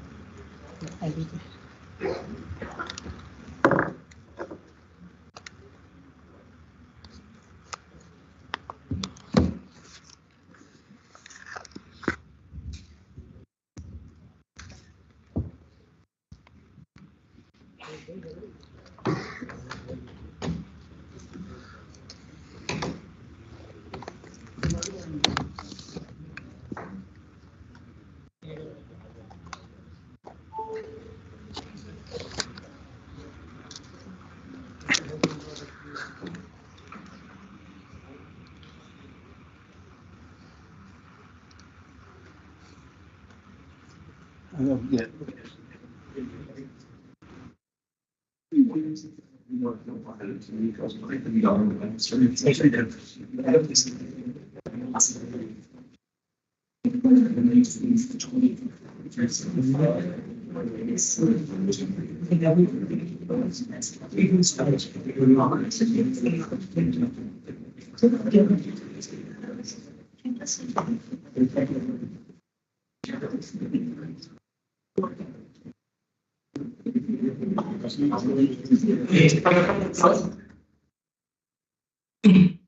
So we will talk about the cross-linking mass spectrometry analysis.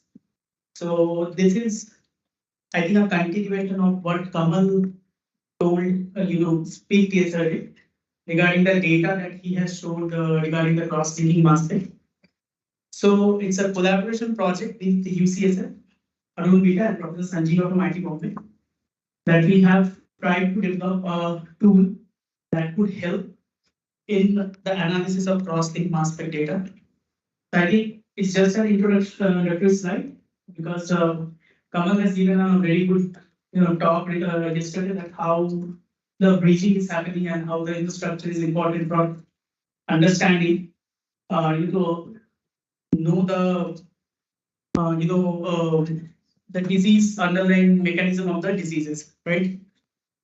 So why we have developed these particular tools? The reason is that the tools that are available right now are very much manual. That means you have to take each of these particular data set. So before that, let me show you the data. I think that will help you to understand. So the data from the PrAC pipe, whatever you got an idea today, it's a normal mass spectrometry data. But in the cross-linking data, whatever that also we can even use PrAC pipe and we can do the analysis, but it requires a bit of some different programming. So once you get the data, it will have a peptide sequence and the particular position of that particular peptide where that the particular cross-linking is starting. Then you have a peptide 2 and the sequence. So that means it is a link between this particular K with this particular K. Okay. So this information we get from after analyzing the mass spectrometry data. So this particular information is pretty much easy to get over here. But the issue what we start observing is that after getting this particular information and this data we get in 1,000, 1,200, 1,300 data points and checking each sequences manually, visualizing them in the final manually, it's not possible, right? You have to do a same step 1,000 times.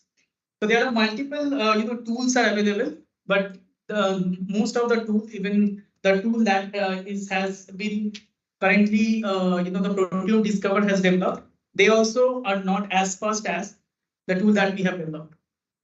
So what we have tried to do is that we have tried to help in calculating the distance between these particular residues. And second is that we have tried to do the visualization step pretty fast, which helps researcher to see the whole data just by clicking a single step. So Sanjot was one of the developers, and Aishi has helped us to cross check all the steps, whether as a biologist what every steps are working fine or not. And thanks to her that she has got multiple small issues which finally we have troubleshooted, and the tool currently has passed multiple data sets that we have used for the cross checking. So I will also show the background code of the tool and also how it is running.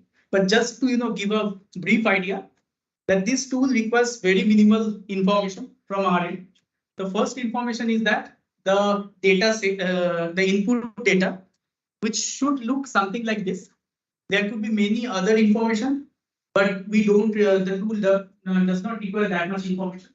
However, it requires peptide A, peptide B, the site where the residue is starting, like the linkage is starting, with the site where it is getting connected, and the name of the protein. I think somewhere it will be here, this one.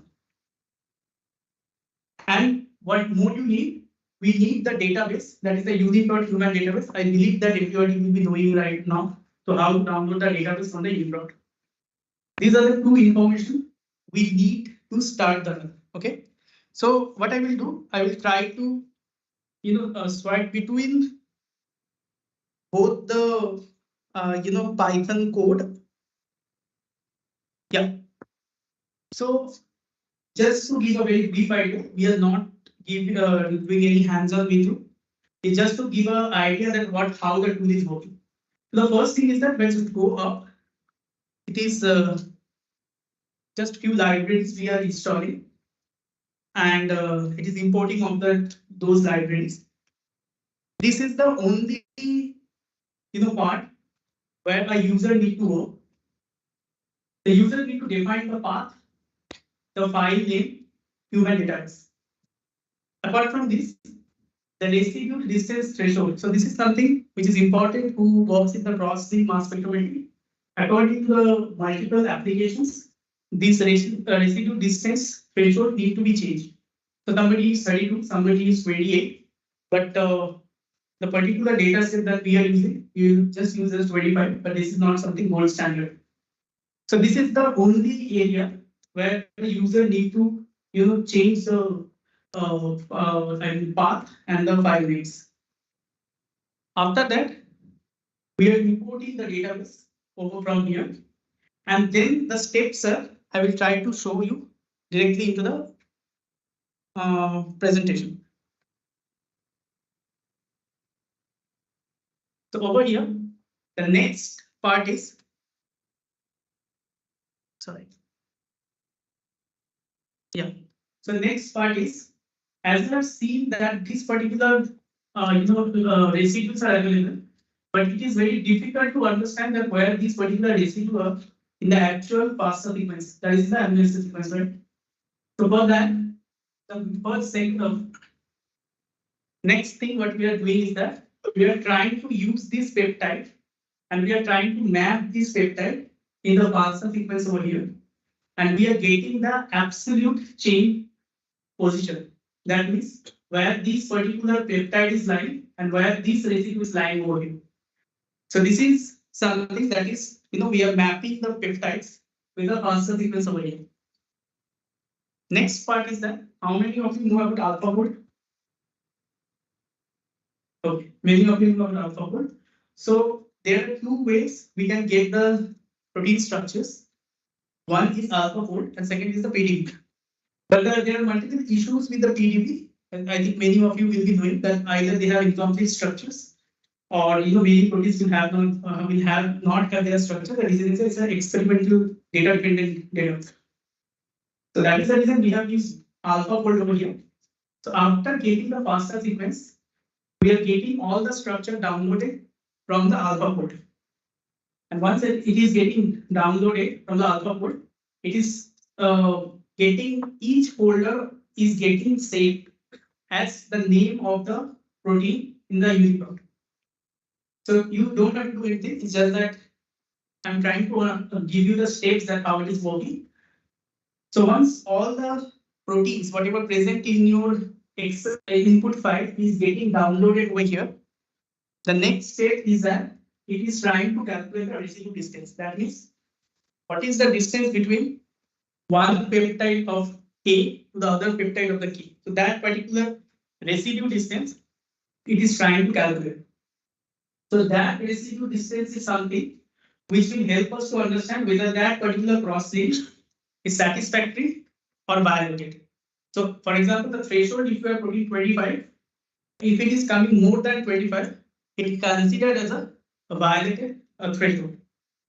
So this particular step, or at least 1,000 inputs, we have seen less than a minute it is taking or 2 minutes it is taking, which you can understand if you have to do manually for each of these calculation of the residue, how much time it would have taken.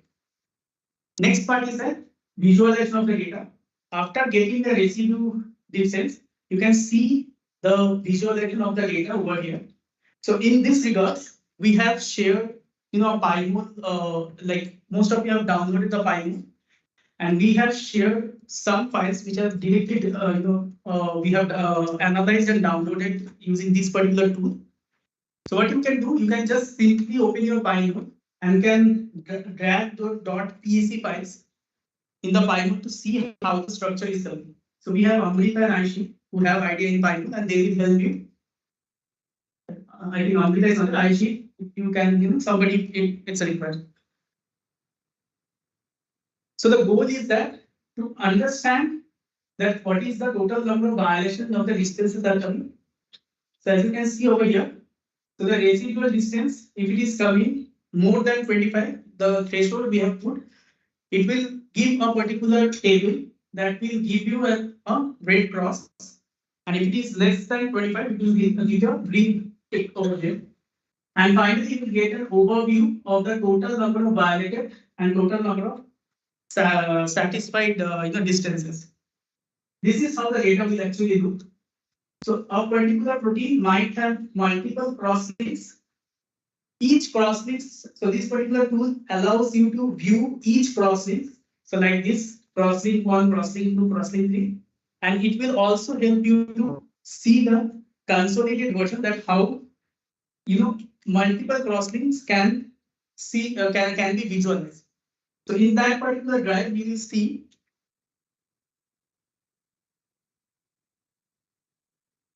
so this particular drive which we have shared with you, we have given you some of the proteins which is single and with the consolidated, so that once you open this particular structure, you will see that a particular protein has multiple crosslinks over there.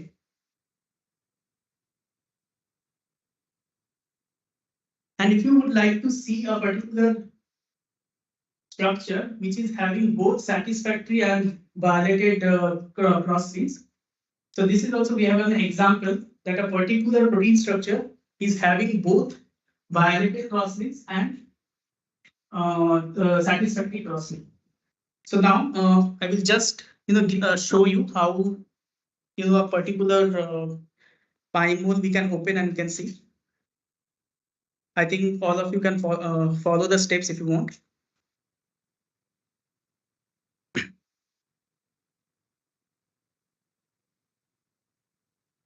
So this is the PyMol interface. So we can go to Py open and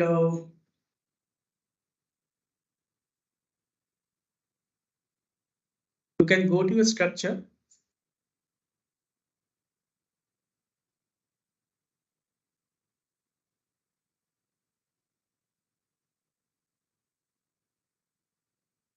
Okay.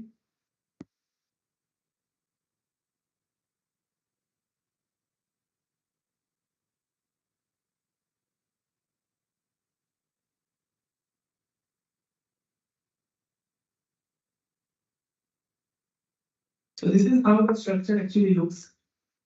If you see over here, you will be able to see the crosslinks over here. So if it's a violated crosslinks, it will show it. Yes. Yeah, so that is the thing. So actually there are multiple strategies are there based on the crosslinks. So the one which we have used is a DA. So for that, it's a 4x. So for that, we have used a crosslink cutoff of 25. So it is something in the what crosslinks strategies you use in doing the sample preparation. Yes. But it can be changed based on users. Like, yeah. So this is over here you can check this particular thing. So right now I will just execute the code and show that how much fast it is. So right now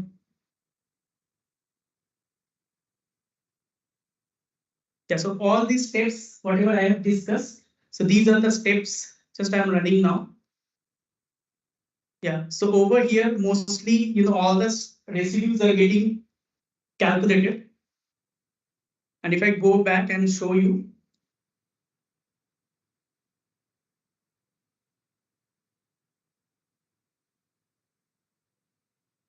yeah, so this is one of the steps that will take some time, but it's not as late as the other software that takes.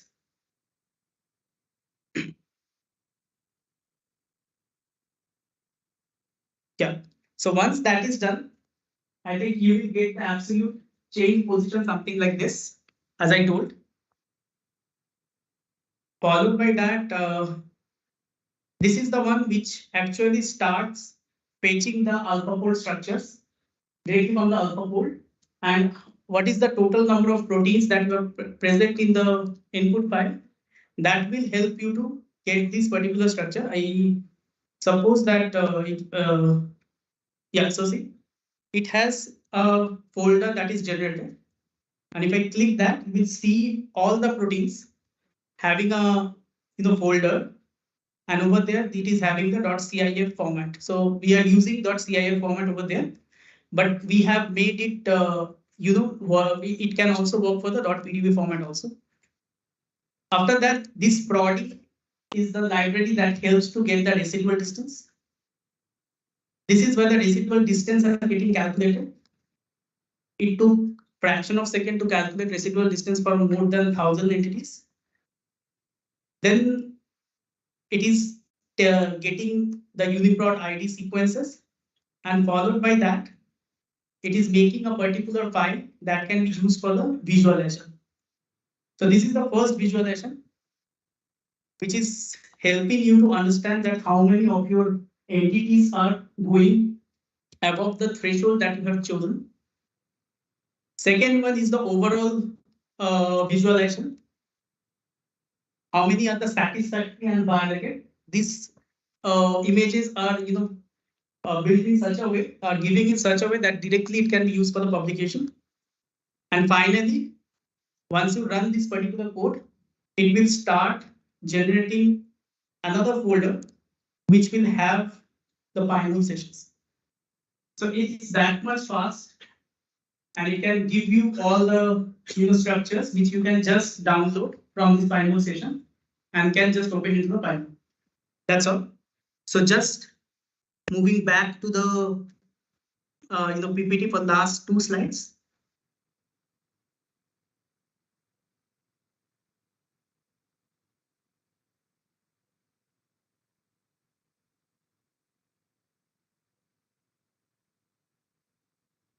Yeah. So as you know, the new softwares get released until you are validating using the data that we already have in the domain. So for that, what we have done is that first data set that we have taken from Dr. Kamal's data, which has published published in Nature Chemistry, Nature Cancer, sorry, Nature Cancer. So his data, which is having 241 satisfied crossing and 42 violated crossings over there. Only 70.4% of the crossings were found to have more than residue distance, which is 25. This is one of the data set over here. Second is that it's another data set from Dr. Rosa Weiner. So she is one of the lead scientists in Thermo. They are also working in the cross-link mass spec software development under Thermo, and they have also released one of the version over there. But fortunately, he has looked into our work and he has praised that our doctors are pretty fast. So for his data, from her data, we have got around 200 satisfied and 33 violated. Good thing is that the first one is human database. This one is E. coli database. The next one is mouse database. So we have also tested in multiple databases. This is how the data is looking, and this is how the distance we are showing over here.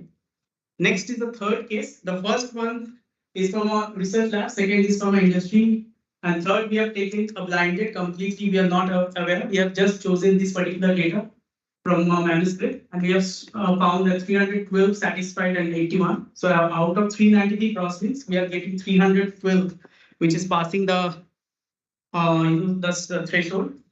This is how the data is looking, and that's all. I think if there is any more questions, I will be happy to take. How is the false positive in this group? So in this case, the analysis that we are already doing in the mass spec analysis over there, one particular FDR we are using to get this peptide. So that is already the peptides that we are getting are all FDR passed. Second is that according to the literature, if a particular residue is coming more than 25 for 4x, it's believed that that particular residue is a false discovered or violated. So that's why we don't take it forward. So in these 2 ways, we try to make sure that whatever we are getting are correct. Is there any other question? Yeah, good question. So we currently have only done for the intra. Loop link we are working. This can be used for the loop link also. There is a small changes in the Python code because this is still a developer code. It can be tweaked and we can use for the loop link. For the inter, that is between the two proteins, there is no library still available, but we are working in that. And also at the same time, we are thinking that how it can be modified for both all three, intra, inter, and loop. You made a right comment. Something similar we heard in the AFMS.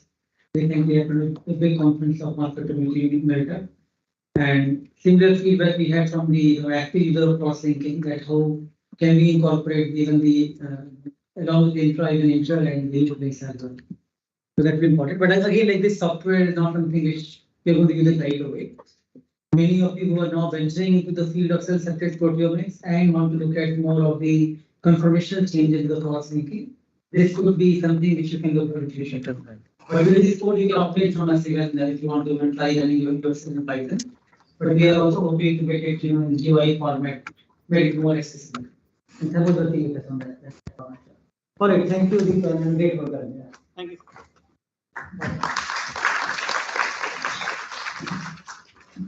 All right, so now Ankit is here to give you the practical aspect of the thing, what you like to take from your track 5 data. You did some aspect analysis. Now, how to make a plot and visualize the data in terms of heat maps and looking at the very sake of these data sets.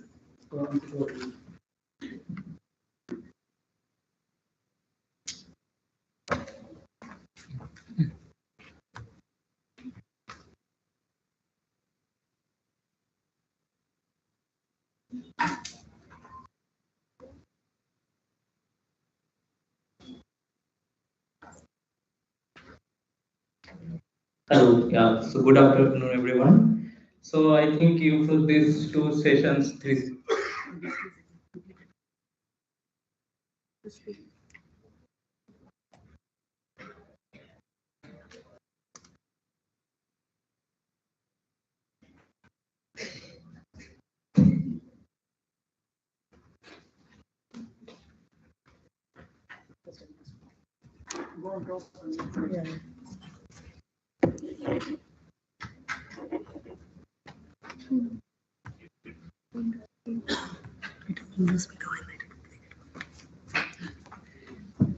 Height of which works.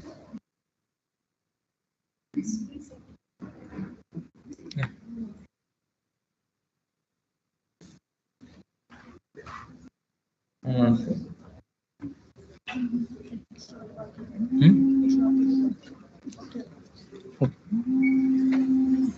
Yeah. Yeah, so for the previous two sessions, what you have seen that the different plots. So though the session's name is proteomics data visualization, but it can be used for any omics kind of data visualization. So I think you have seen for Dr. Saki's session different plots like volcano plot and all those. So let's. Yeah, so we will look into the different aspects that why these plots are needed and how. So what are the basics of it?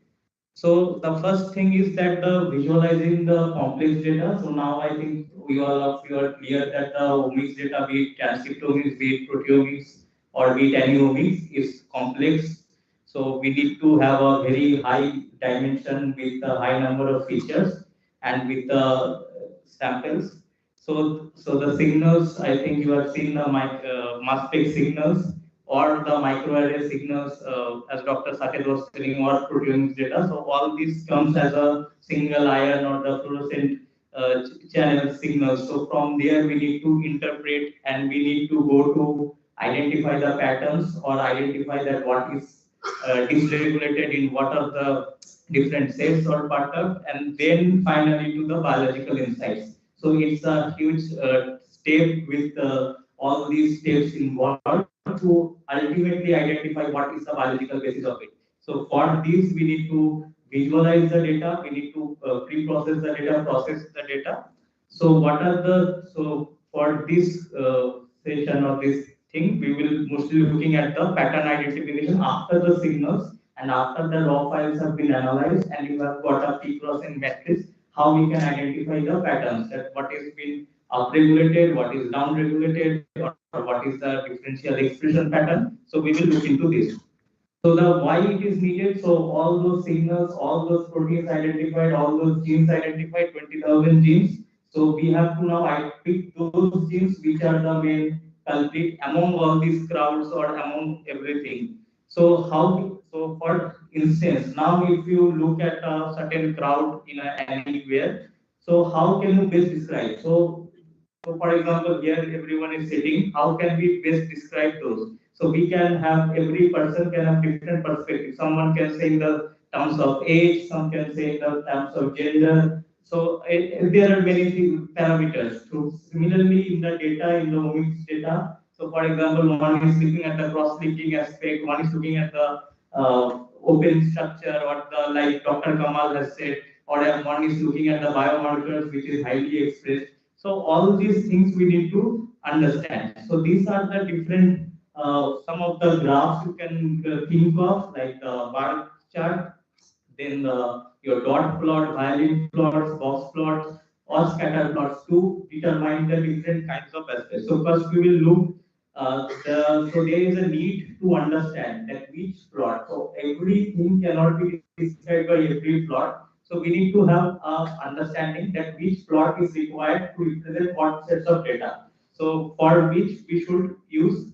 So for example, so now if we say that in many publications, I think you have seen this kind of plots. So the first question is that, is it complex, we will get scared of, or is it fascinating? Yeah, so it's complex, but yet fascinating as well. So what does it depict, and why only this kind of plots have been used or chosen for publication? So that is also important to understand. So now, so first briefly I will say that, for example, we cannot, if you want to say that, okay, so these two expressions of the one protein in two data sets, we cannot obviously determine through the pie chart. We need to have a bar chart or a box plot. So for this we need, and then if you have a 10 or 12 different gene sets, so definitely we need to dike this using a gene set with the different heat map that among the 10 samples, how it is looking for. So now these are the two, there are many obviously databases and sources. I have given two open source databases for you all to explore where you can go. So one is the CBio portal. So CBio portal is one which uses the TCGA datasets. So I hope TCGA is nothing but a collection of the cancer genome, which is a project from the National Institute of Health, USA. So they are characterizing the different genomic sequences. So CBio portal helps you to visualize. So for example, if you are working on a certain types of cancer and you want to know that how the particular gene works in the TCGA dataset, so you can explore TCGA dataset, and for different types of cancer, you can get a pan cancer expression level. Along with that, there is a next trend which has came up to help in the to track the evolution of the different infectious diseases. But definitely after COVID and the during the pandemic time, it get very much importance. And so I had see in the till December to July this month, so how it is evolving. Still now COVID is evolving, one can understand the tracking the evolution of the genome in the next trend. So one can easily go and explore there. So now before moving on to the thing and particular metrics, so I'll just give some basic concepts. So first is the data distribution. So I think there was a discussion that the normalization and all. So why we need the normalization, or how we will go for the analysis if we don't know the data distribution? So we take the any omics datasets or proteomics dataset, for example. So to take it, we assume it is an Gaussian distribution, because the protein expression or the gene expression is dependent on various factors. And for the central limit theorem, to overcome the multi includes various stochastic processes, we may approximate Gaussian model, that our data follows the Gaussian model, which gives us the better statistical power of the test to identify the significant differential expression.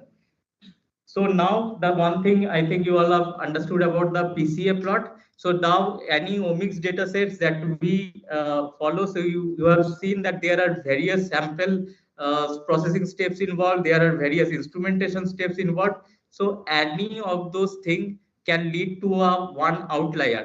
What is an outlier? So the sample is behaving completely odd from the rest of the samples. So that can be technical, that can be biological, we do not know. So generally it is thing that if one sample is behaving completely different from other sets, so we do a checking of the outlier and we remove that outlier. So how we do those, like Graham sir has told about the PCA, so principal component analysis, so it's a dimensionality reduction algorithm. So you have 20,000 proteins, 20,000 genes, and it reduces to your vectors, which can help you capture the maximum variance among your data sets.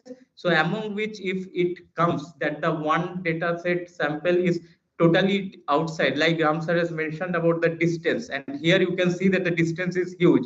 That means generally during the sample preparation or during the data acquisition, something might have been the issue. So it is clearly an outlier, and if we involve this in our further study, it might happen that it leads to false results, false discoveries. So for this step is extremely important in any kinds of omics data analysis. So now, as I was mentioning that we can say that the proteins, the different types of the proteins, like protein modifying enzymes, carrier membrane traffic proteins, chaperones, and all those. So we can visualize this using pie chart, and here we cannot use a bar chart or a heat map. Or so why I put up this slide, that we need to understand whenever we are plotting something, the reason behind it and the logic behind it. So now there are other ways of representation as well. So this is a paper which has for the pituitary graft. So here during the pituitary, what is the different functions of those proteins? So here we can see that the different types of, we can represent the same pie chart in the different ways as well. So, but it should take up the logic and what we are trying to mention, that what the conveying the visualization whole concept lies at the better interpretation, so that one can easily understand. So we might clear that though it is simple or complex, that thing should be conveyed easily to the user or whom we are trying to say. So another thing is the statistical significance. So whenever we plot a box plot or a bar chart, if you have seen, many of you have seen, I think in the publication there is a star mark.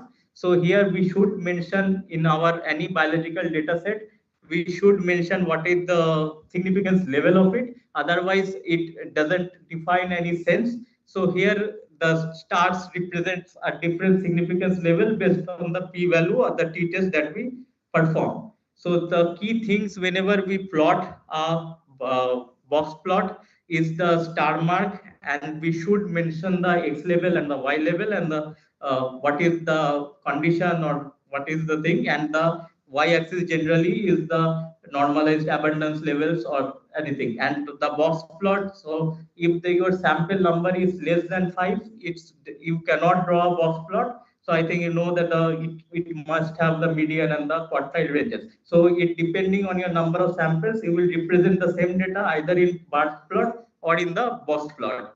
So now, so I've just given an overview. So p-value calculation. So it generally, if the number of replicates greater than 4, and first we do is a Shapiro-Wilk test to test out the normality of the data. So because if the data is not our normal, we should make it normal distribution, because otherwise we cannot go ahead and process the data. So then and this step also determines we will go for a Mann-Whitney or Wilkinson or the student's t-test or the Wells t-test based on the normality of the distribution. Then we should also check out that the data is paired or not paired, because the data and I think paired means that when same subject is used before for control and the treatment, the same subject is used, then we select out the paired t-test. Otherwise we will go for the unpaired t-test. So on the basis of that, and then finally whether it is significant or not on the basis of the p-value. So these steps are quite important, and basis of that only we shall put the star mark whether this protein or a gene's expression is significant or not. So yeah, so this double star means p-value less than this. So generally we take p-value less than 0.05 as significant, but it also depends on the different and is as different debate and which p-value should be taken. Yeah, so now let us try to generate these plots and to look at these plots. So I have already shared one Excel file. So after you have done the frag pipe analysis, so it will look like something like this. So I have already done all the, there will be steps of removing the proteins, contaminants, and going to this P cross N matrix. Yeah. So the files are already shared. Yeah. So this is the P cross N matrix where you can see this is the UniProt ID of a particular protein. So these are the samples belonging to a particular group. I have mentioned them as NC. Yeah, and these are the TC. These are the disease groups. So these belongs to the two different cohorts, and these are the samples. Now we will look at the metaboanalyst. So metaboanalyst is something which had the data that we have shared with you in the body is have only one control, one test. But we have shared you data which is having 3 control and 3 treatment. So you can run the data in the front. You can generate this kind of matrix, which is P cross N matrix. And over here, you will see that the condition of the protein is in one side, and then you will have the control, 3 controls and 3 treatments. So you can make a complete matrix like that. And you can use that matrix in the as an input file in the metaboanalysis that Ankit is showing. Despite the metaboanalysis, you will be knowing for the metabolomics data, but at the same time, you see that there are many manuscripts which are getting published even from our lab, which are analyzing proteomics data using metaboanalysis. Yeah. So actually the thing is that omics, the concepts remain the same, but only the types of generation remains different, but the pre-processing steps of each and every omics data set is different. So there, the proteomics data, metabolomics data, transcriptomics data, pre-processing steps remains the different, which lies the key. But after those, the concepts of the statistical tests and those which remains quite common. So we will start, which is a very simple and easy to use. So I think you all can open metaboanalyst and can do along with. So it won't require any commands or anything which would require problem. So here we need to go to the peak intensities. So yeah. Do you all have the process data with you that we have shared? You should do it. Yeah, otherwise you will not able to learn if you are not very. And this is very simple. It doesn't require any hard coding or anything kind. So that's why we use this. This file you have given, right? Yeah, I've given the file. I have shared just now before one time we have shared that. We have some questions from this as well. Yeah, so first at least you open that particular file and then open metaboanalyst. Can you just show the file once again? Yeah. Okay. So do you all have this file in your PC? Yes. Right? Can you open metaboanalyst now? Yeah. Great. I think we can start.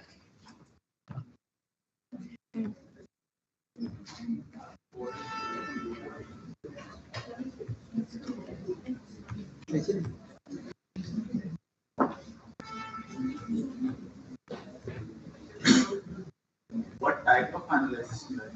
So we are doing the secondary analysis. You can take. So generally, in mass spectrometry or transcriptomics data, we divide the analysis into 3 parts. The first analysis is the primary analysis that I have shown in the frag file, where you try to identify the proteins with their quantification or the intensity. Second, we move to meta-analysis or any kind of process data analysis, where we try to do the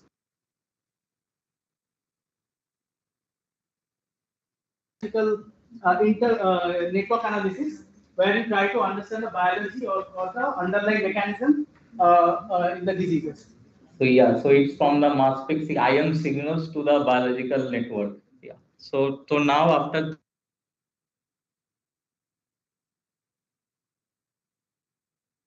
So we just check peak intensities. Whether anybody is getting error over here, that the files are not, any error. Are you getting this particular file here? Data processing information, everybody?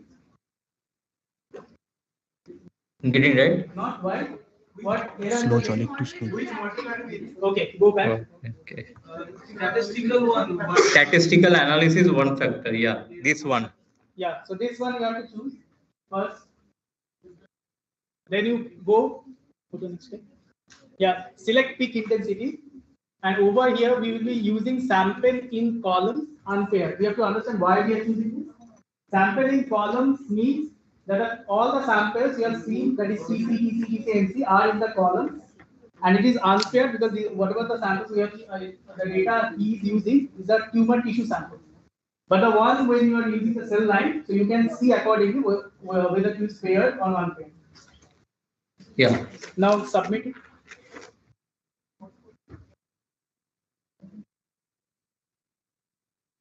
So everybody should get this one. Everybody? Samples. Statistical and one factor. Samples in columns unpaired. Yeah. So here one thing you should notice that there is written that a total of 965 to 40.5% missing values were detected. Okay. Everybody is getting this? Everybody is getting this line, right?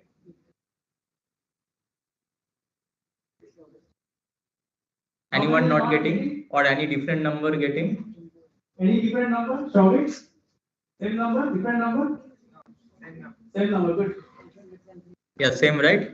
So here just keep in mind one thing, that the proteomics data, there are some missing values are generally detected due to the instrumentation procedure and getting the values analyzed. So because it requires a complex algorithm, like you have seen that the spectral matching and all. So there we get generally a missing values, which we generally do not see in transcriptomics data. But in proteomics or metabolomics, which includes mass spectrometry based data, we get the missing values. So now we generally need to impute the missing values. So I'm not going into the details of how to do and what are the algorithms behind, which Ram sir I think has touched upon a little bit. So we will go to the missing values. But one thing I would like to add, that missing value have two steps. One is filtration, and then second thing is that either imputation or removing those samples. So the features can be either totally removed, but if we do not want to remove all the things, so what we generally do is that we remove that whichever has more than 30% of the missing values in both the data sets. So we generally remove those and keep those. So here remove features, we will write that it with 30%. So whenever one feature is more than 30% is missing, so that we are not forcing any algorithm to do a false imputation or giving a wrong number, so that in the final in the analysis we don't get any false discovered protein or feature. Okay, so that's why we are giving the 70% data has been detected in some of the samples, in 30% of the samples. For anyhow it has not been detected or it has been identified but could not be quantified, because there are two concepts of limit of identification and the limit of quantification. So then if it is not been quantified, so then we will impute using the different algorithms which are available. Okay, so here we will use that using KNN feature wise, we would impute that. Okay. So over here, we are actually estimating the missing values in those 30% of the data where there are no data is available. We are taking the data from the 70%. You are adding in the 30% of the data. This point should be very clear. Protein biasness initial screening can be done where 70% of the proteins are available. You should take those based. Right, right. So this particular point is very important, because if you are taking any zero value over, that will lead to a wrong statistical calculation that we have to understand. Yes. So now we will process it. So it will remove those samples. Okay, and then remove those features which have more than 30%, and then it will impute for the rest of the features which have less than 30% of imputation. Yeah. Sorry? For limit of, actually the thing is that there are different algorithms and different pros and cons.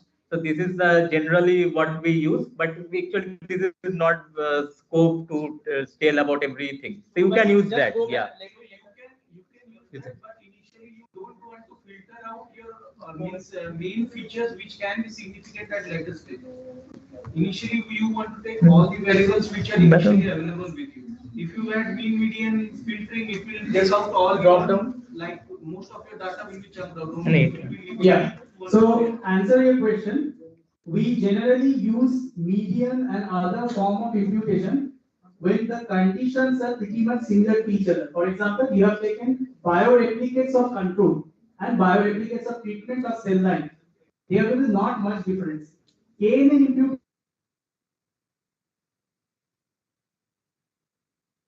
nearest neighbor.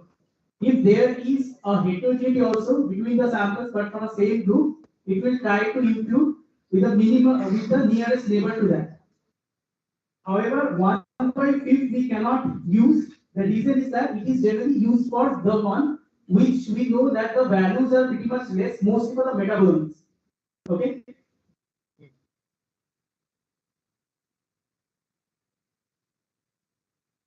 Yeah, so now in this step we do not, yeah, we will skip this. We can do 0%. Yeah, so now this is another important step.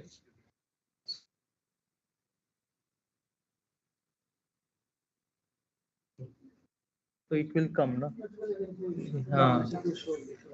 Yeah, before I'm talking. So here the step that we told that our data generally, if we assume that it is normalized or it follows the Gaussian distribution, but if it does not follow, so then we use different normalization techniques. So for first is that we use a normalization by medium. So there are different, like generally in the metabolomics data we do normalize using the pool samples, and because the variability rate is much higher, or quantile normalization in the transcriptomics when the features numbers are quite huge. So, but all this normalization we have to understand, like the imputation, normalization also plays a role in our whatever we get the statistical analysis, and it somehow interferes with the actual data. So whatever we do, we should keep our data model of the originality of the data should be kept intact. So generally for the proteomics data, we use normalization by median, where we just try to, and why this normalization is required, I will just add one thing, because whenever we do the sample processing and then the instrument it is done, so the first sample and the 10th sample, there are some technical differences or the technical biasness. So we are trying to make sure that whatever differences we are getting are all biological differences and not any technical differences. So that's why we are keeping all the medians same from the first run to the last run of all our samples. And so that's why this normalization is quite important whenever we use mass spectrometry based proteomics or the metabolomics data. And then we do the log transformation, because the intensity scales varies from it is in the 10 to the power 8, 10 to the power 9. So we try to bring it in a scale, in a way it can be scaled for visualization for different other things. So we just follow a log transformation. And then data scaling, we generally we can do that, but we can skip that as well. So we do not want scaling further. And then we will just give the normalize.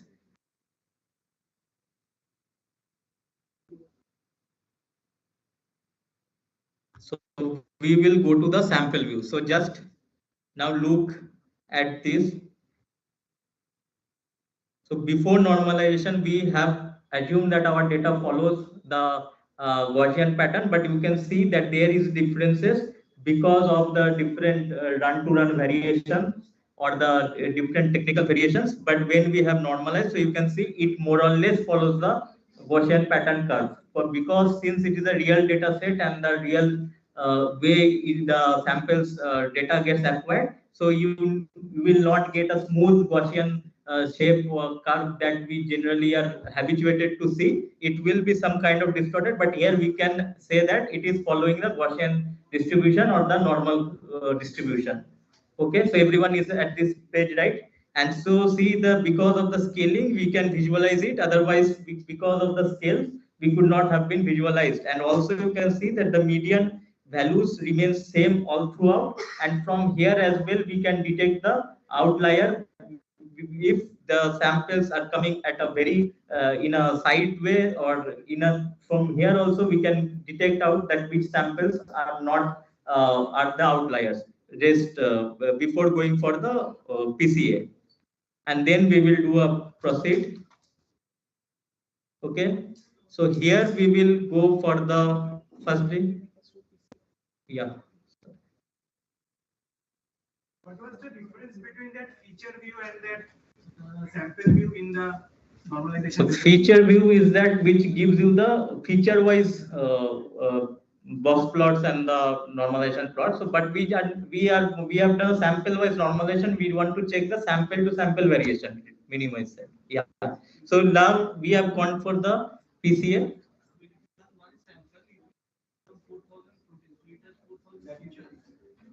But that one sample is considered as one sample. Yeah, so for the PCA, if we go to the so this is what PCA looks like. Okay.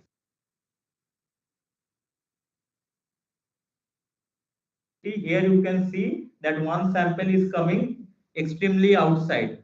Okay, so that can be taken as an outlier. So that can be considered as an outlier, and whatever we are doing it now, but when we will do for the real analysis or doing some kind of interpretation, it would be better if we remove that sample. Then only we can get a better result. Otherwise, the results can be falsely misleading as well. So that's why I have chosen this data set. So you can see that from the PCA, we can easily identify that what is the outlier and which sample is the outlier. So if here, if you display the sample names,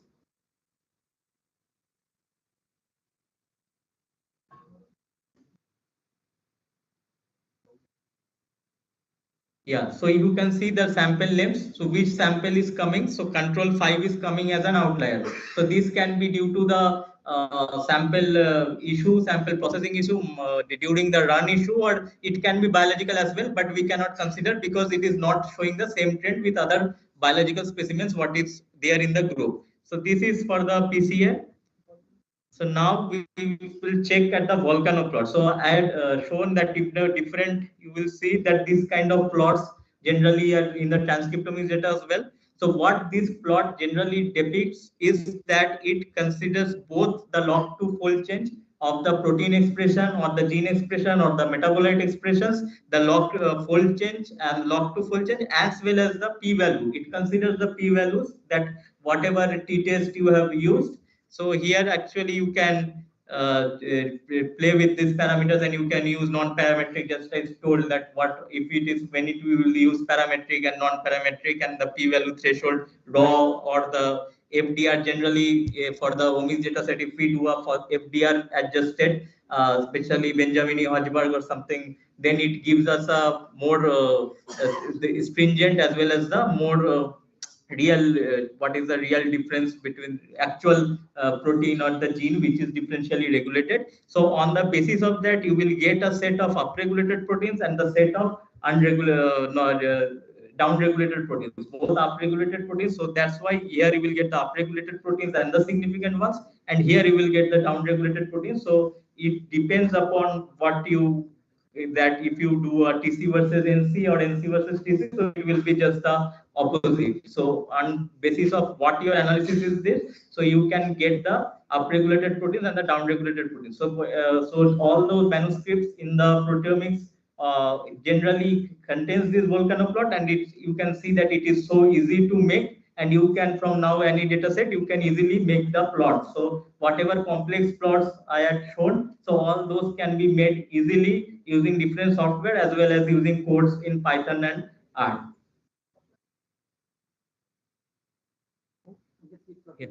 Yeah. So these are the different fold chains. So another things is that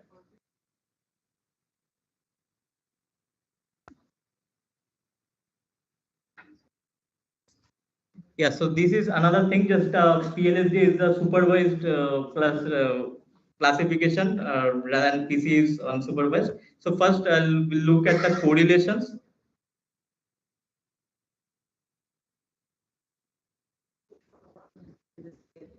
Yeah. Yes. So first, yes. So you can see the difference now. So in the PCA, all the samples were clustered, could not cluster exactly in two different cohorts, because PCA does not use any supervised method, and it does not know that which is your control data set or which is your tumor data set, or what is your data set. So it just on the basis of the features, on the basis of the expression level, it helps you to segregate. So sometimes PCA does not give you the best clustering, but it is definitely the way to understand. Now, when you do the PLSDA, you are saying the algorithm that some of these data sets are my control, these data sets are my diseased ones, and on the basis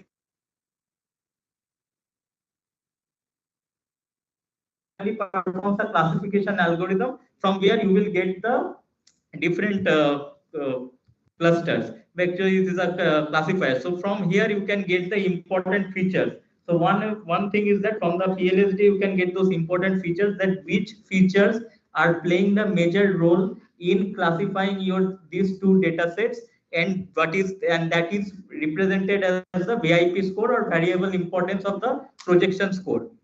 Okay. So this is of all of the PCA and PLSTL.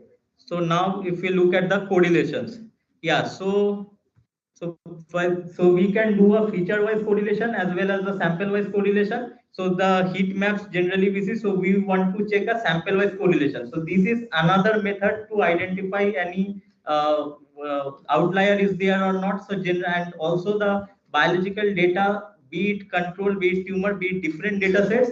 So one thing we should understand that among those 20,000 proteins or those genes, the maximum majority are same, only a few are different. So the correlation should be always, it's always more than 0.7, and then only we should understand that the data set has been run in a proper way and there has been no problem. And then we can use Pearson or Spearman, anything based on your, then we'll just use, yeah.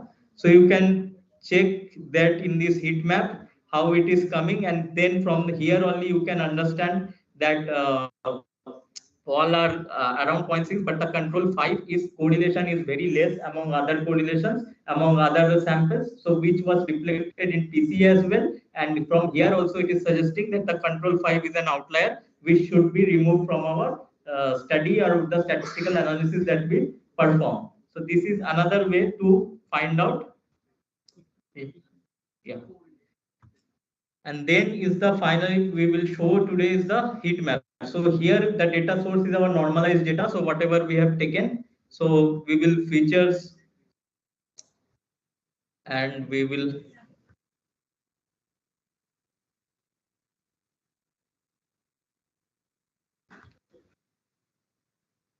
yeah. So here from the feature wise, we can see that the two control the expression level pattern. So in the heat map that I showed in the PPT and all, so here you can see that in the two cohorts, how this particular protein of the UniProt ID, how their normalized data is looking at. So we can see easily that it is in the NC, it is having a less downregulated, and the TC it is upregulated. So here we can see a proper of the different proteins which are varying in the expression pattern. So the top 25 or the top 30 on the basis of that protein's expression, on you can know for each protein. So for example, if you want now, as I told that if you want to show the different proteins expression across the two cohorts, so you will use the heat map, and heat map is the one of the best way to show. Yeah.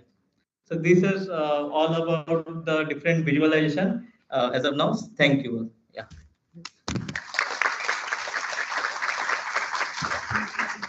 All right, a lot can be done here. I had to cut short, but I'm sure you will all enjoy doing this thing, because now you know how to plot different features, and you can make some parameter change, and you will see how the output looks like, right?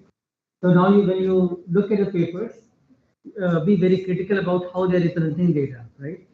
As Ankit showed in the presentation, the same information could be to a different type of graphical format or different type of plots, and how effectively you can show your data. That's what. So I'm sure like some of these tips is going to be useful for you. and more clarity will be more perfectly doing this. Let's stop here, and we can now move for the tea break. Sorry. All right, sir. But that I'm sure they can do at home, not now. So we will take a tea break, snack break, 15 minutes. Come back. Last lecture by Professor Graham Ball and a short quiz, and then we are done. All right. Let's.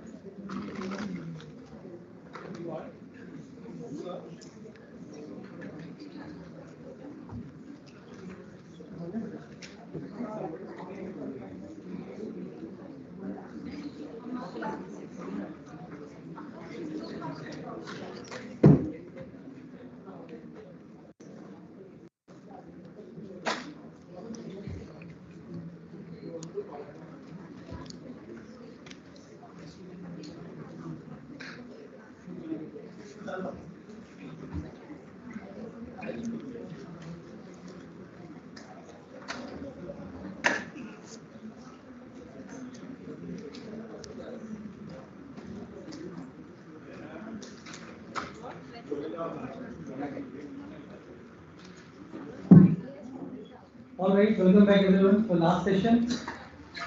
I'm sure you're all excited for looking for biomarkers and how best you can now do deep mining to find out the good targets. So welcome back, Mr. Graham, for the last lecture. All right, let's start. So unmute. I have to unmute. Unmute. I think there's a last window. Down there, last one. Oh, yes. Last one. This one. I want mute. Yeah, fine.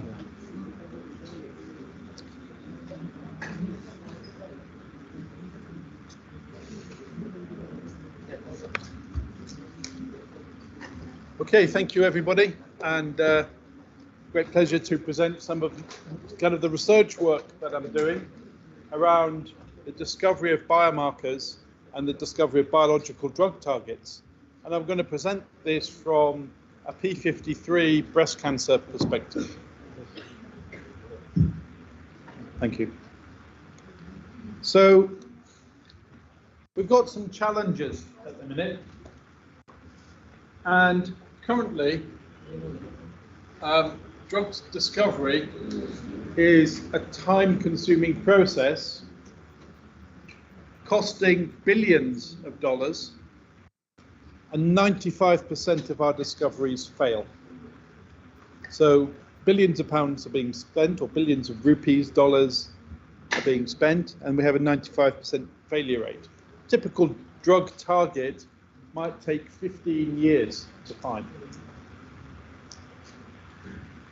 And the problem is, in part, our knowledge of biological processes and pathways is limited. It's incomplete. And it's often based on studies that were made 20 years ago, in some cases, before the sequencing of the human genome. So these are very reductionist. It's if we knock out this gene might change. It's quite simple biology. And what a lot of people are doing at the minute is they're building large language models of the literature to create knowledge graphs to identify new drug targets. Now, unfortunately, that has its issues because publication bias is one thing. It's a non-specific view, often not focused on a given disease. And it has challenges because people don't publish negative results. So it creates a false or imbalanced result. So what we're trying to do here is to use machine learning in a different way. We're trying to fill the gaps in knowledge in the pathways. And we're using that based upon evidence from large-scale omics datasets and single-cell omics. So why did we choose P53? Well, P53 plays a strong role in breast cancer. It's commonly mutated. If it's mutated, the tumor is more aggressive. If it's normal, unmutated, it's anti-tumoral. It has a protective effect. But it's also related to many cancer hallmarks of cancer. It's associated with proliferation, cell cycle, uncontrolled cell growth, apoptosis, DNA repair, and the inhibition of angiogenesis. All hallmarks of cancer which are leading to the formation of disease. So to explore this pathway, we downloaded the TCGA data for breast cancer, and that represents 1,179 cases.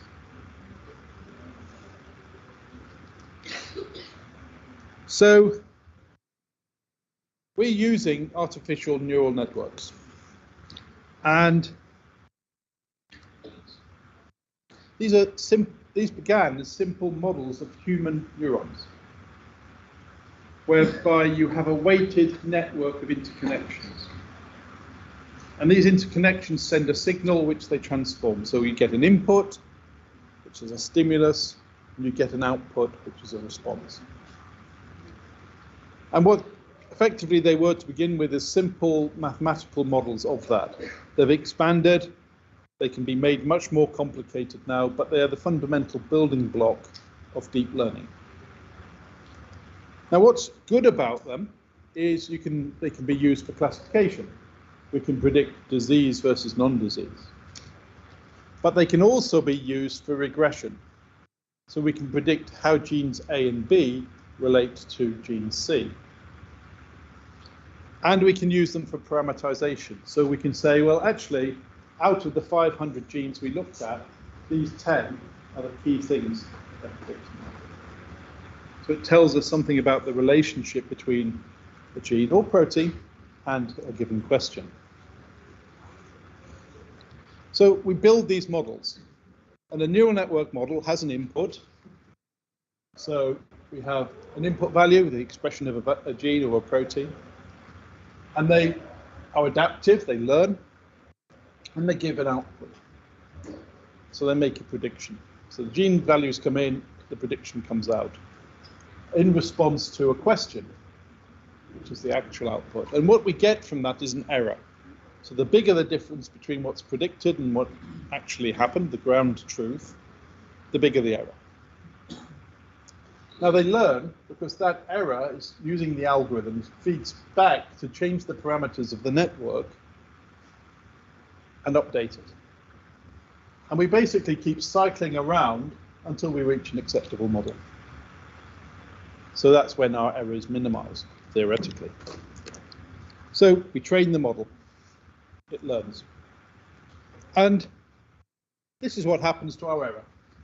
It drops to a minimum. And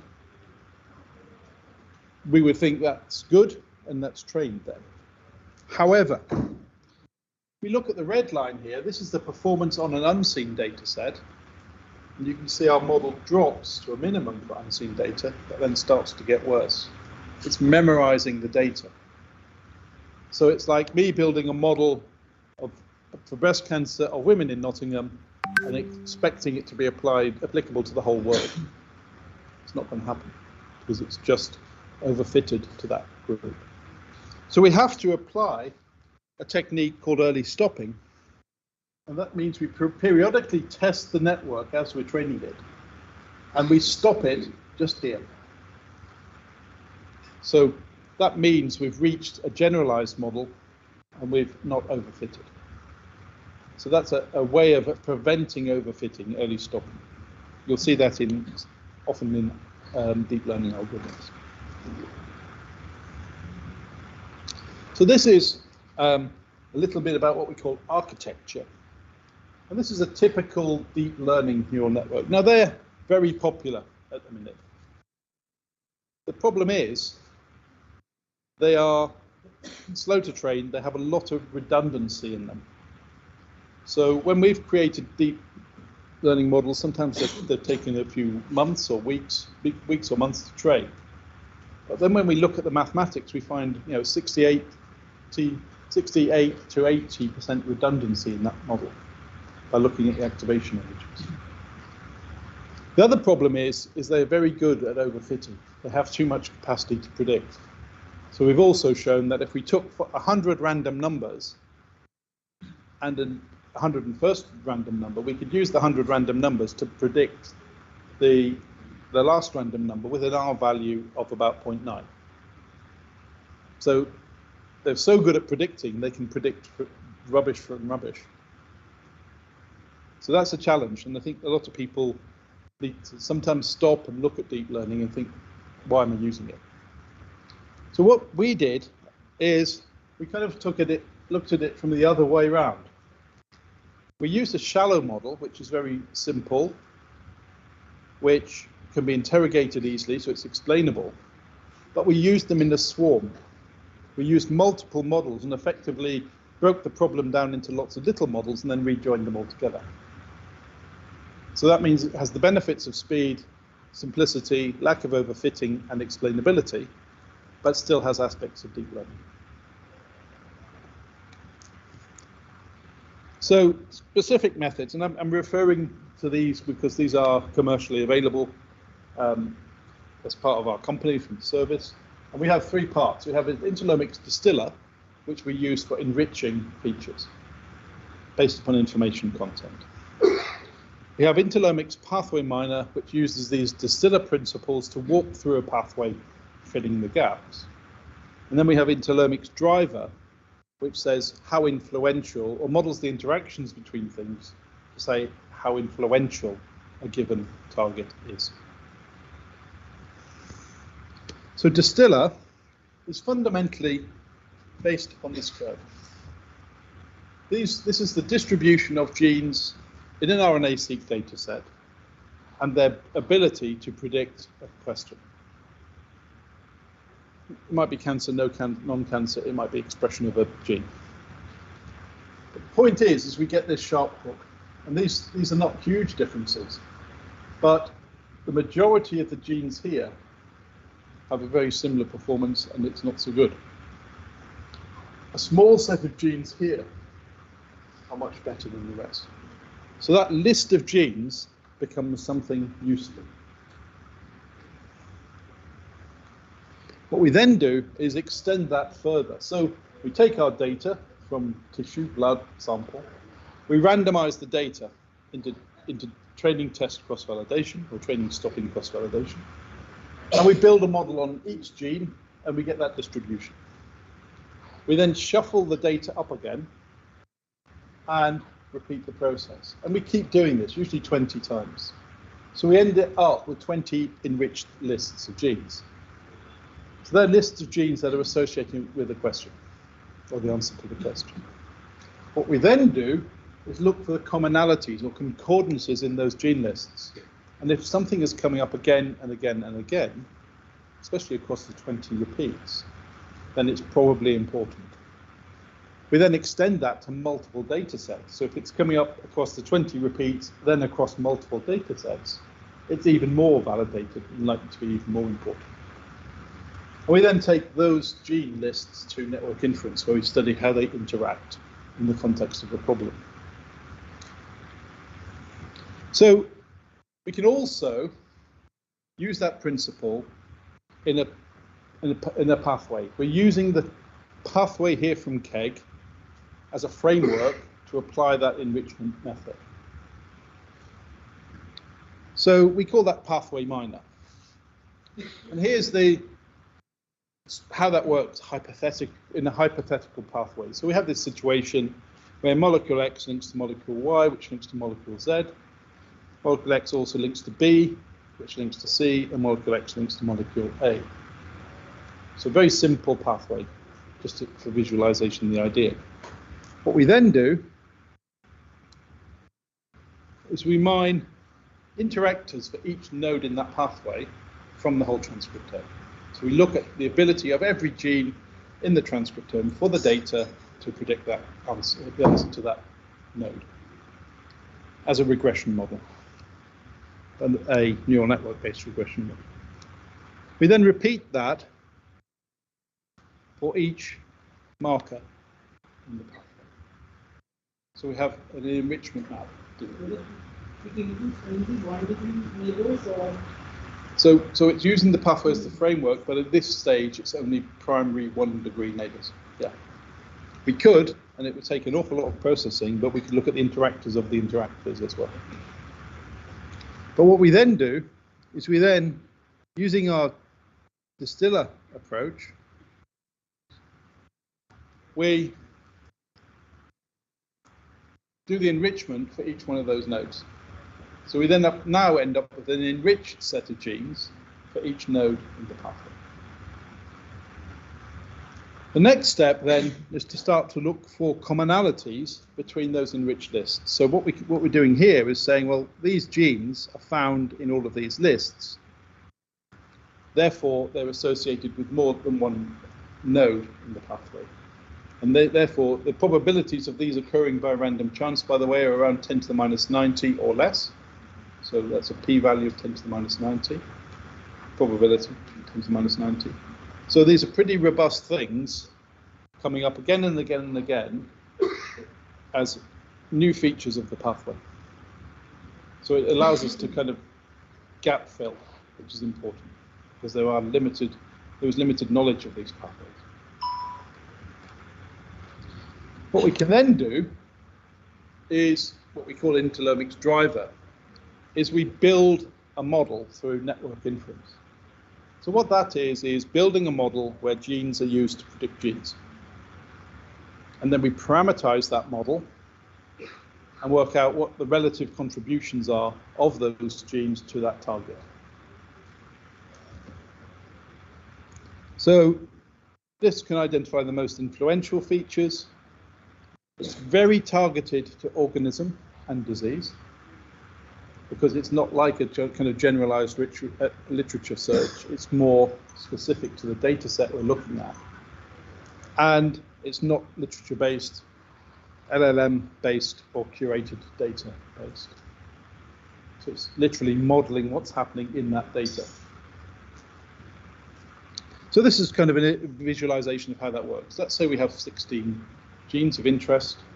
We use 15 to predict one. So the independent values are the kind of orangey red nodes, and the target is the light blue node.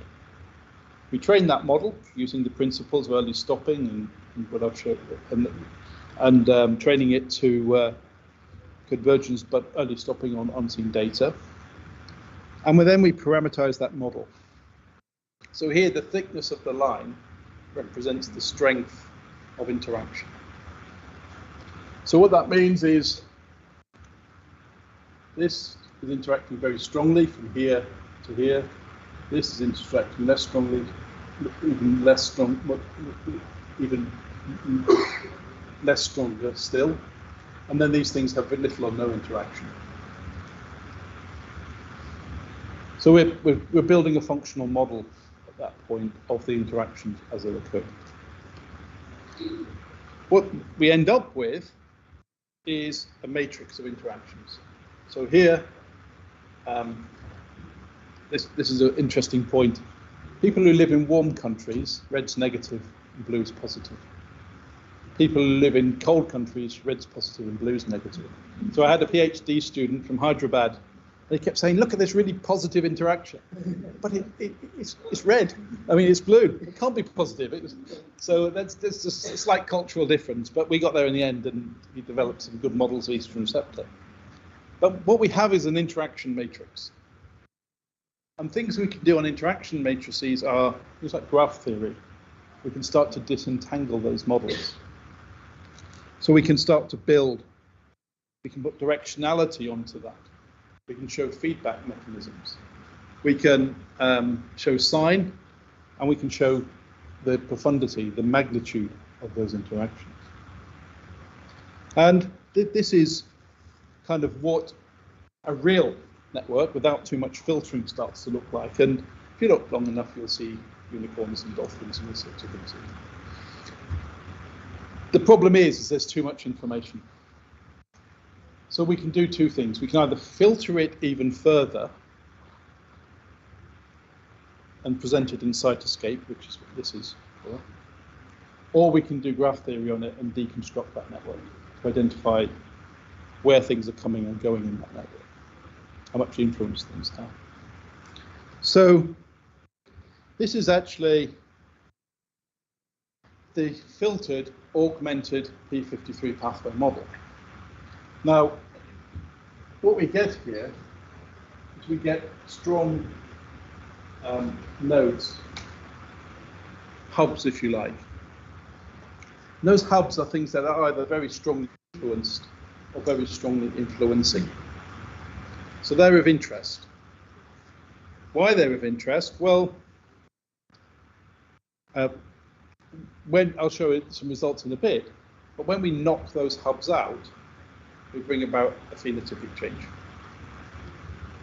So we can change the biology. So we were enriching for a question of interest. We're looking at the drivers then of that system and the things that are most influential. When we knock them out, we change that phenotype. So it's getting to the phenotypic causality in a sense. Now, the graph theory I'm talking about is we call driver analysis. What it does is it identifies the most influential molecule in a system. And it just collapses that really complicated network down by taking the sum of the values leading from every node to the rest of the network. And we can also do it the other way, taking the values to each node from the network. So we can work out how influential and how influenced each gene is in that system. And this is very much part of a systems biology approach. It's not just looking at lists of genes, it's understanding how they interact in the context of a problem. Now, one study, a little while ago now, we produced a Lancet Oncology paper where we modeled proliferation using this approach. And we've also seen that these molecules are potentially druggable targets, because if we can modulate them, we can start to say, well, target that molecule, because that's kind of at the center of the spider's web, that's where the biggest effect will be, that's where it'll bring about change more likely in the phenotype. What's happening there?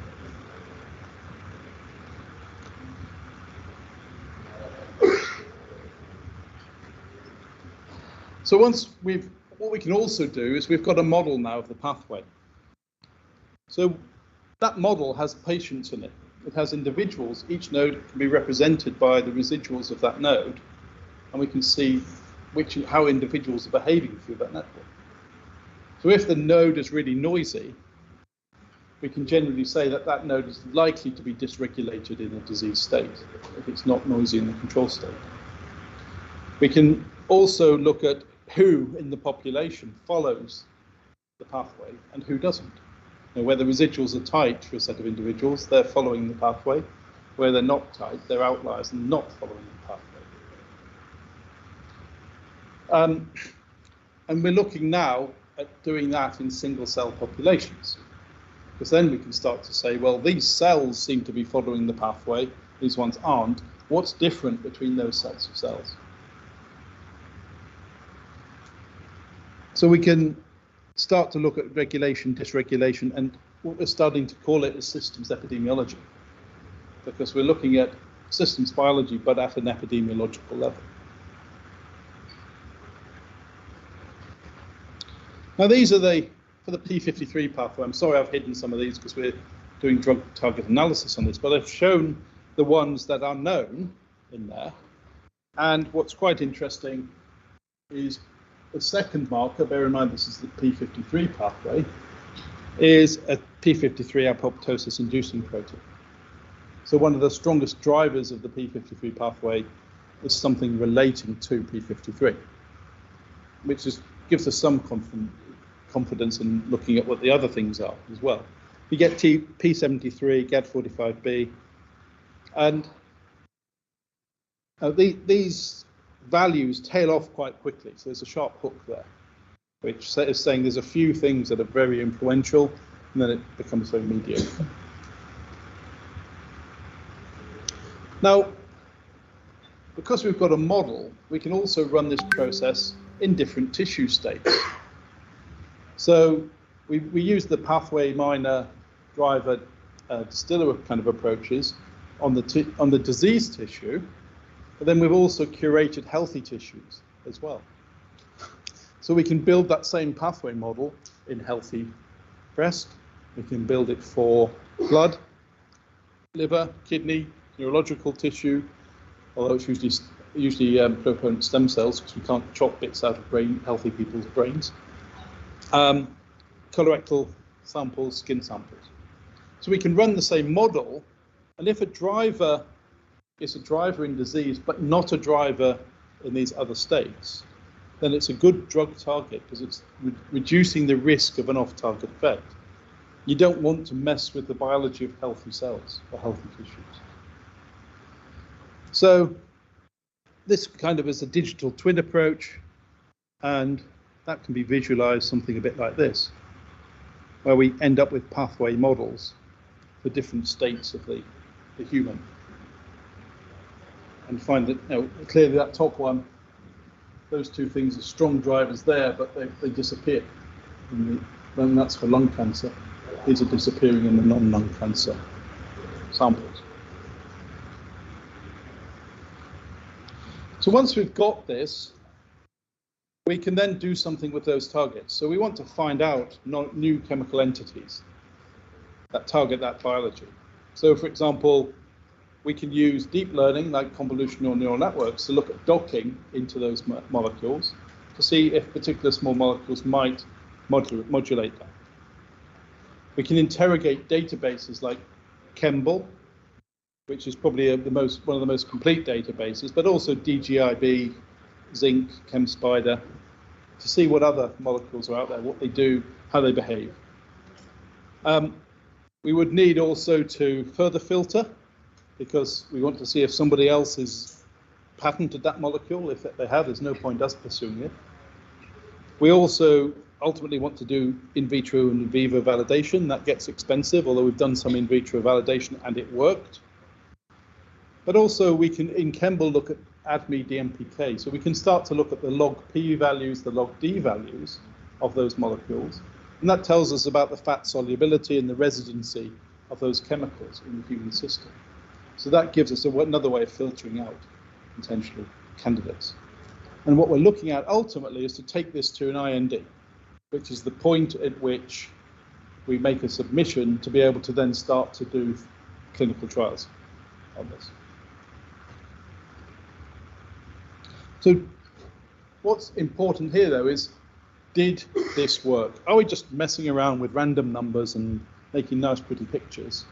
Or was there anything useful in this? Well, first of all, the SPAG5 example, we looked at proliferation across 4 different data sets, across 5 different proliferation questions, and SPAG5 came out. We validated it on 15,000 cases by immunohistochemistry, and it's better at predicting proliferation than Ki67, and the Lancet said that. So in the first instance, we validated it by histochemistry. But second, and this map here, this is SPAG5, this is another one called KIFC1, which we've done some work on as well. But what's really important is when we knocked it out, we start to see that the centromere structure of the cells is changing. We're knocking it out, and it's bringing about a change in the structure of the cell. That's components associated with proliferation. But it's also stopping that proliferation. Proliferation is dropping right off in otherwise highly proliferative cancer cell lines. Often they're not proliferative. We looked at some proliferative ones and we could stop the slow proliferation. So that was in the Lancet Oncology. But just to show that I don't just work on cancer and add something a little bit more abstract, is we also applied this method to mutant versus wild type tomato ripening. And the nice thing about tomatoes is you can create a transgenic tomato. You can't easily create transgenic humans without getting arrested. And And so what we found these hubs.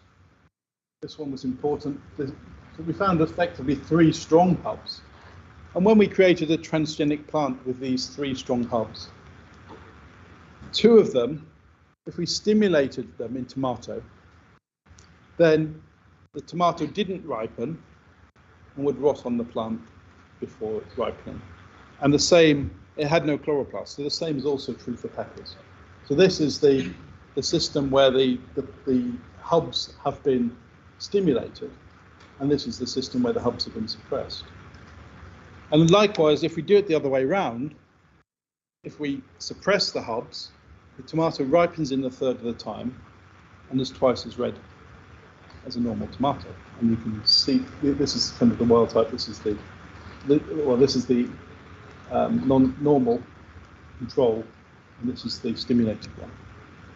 It doesn't look so red there, but we measured the redness, and it is literally twice as red. So what I'm hoping that shows is we can take data, and that's why the proteomic work is very important, because proteomics is further down the transcriptional pathway, more likely to be functional. So using that data gets us closer to the biology. Why this is also important is when we did 15 years to find a conventional biological molecule, a biological target for drug discovery, we did our studies in a month. So in 1 month, we could achieve something that took 15 years to achieve elsewhere. So that's why I think there's something really important about computational biology and how good data coupled with computational biology can lead to very rapid discoveries. Be happy to take any questions. This is my email address from the company, but also this is my LinkedIn profile if you want to link to me. Any questions?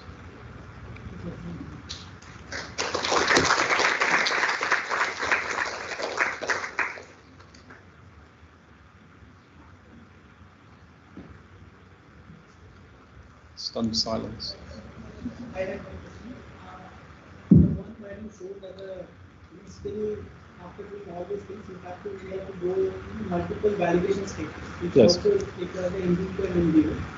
Right now, there are many simulation in vivo and in vitro models are coming. Yes. How do you think that like substituting stimulated in vivo with the light, whether how much it will? I think if we can validate those in vitro and in vivo simulations and show that they're real, then we have something. But it's like anything. I need to validate this because no one will believe me if I just show lots of spider diagrams and pretty pictures.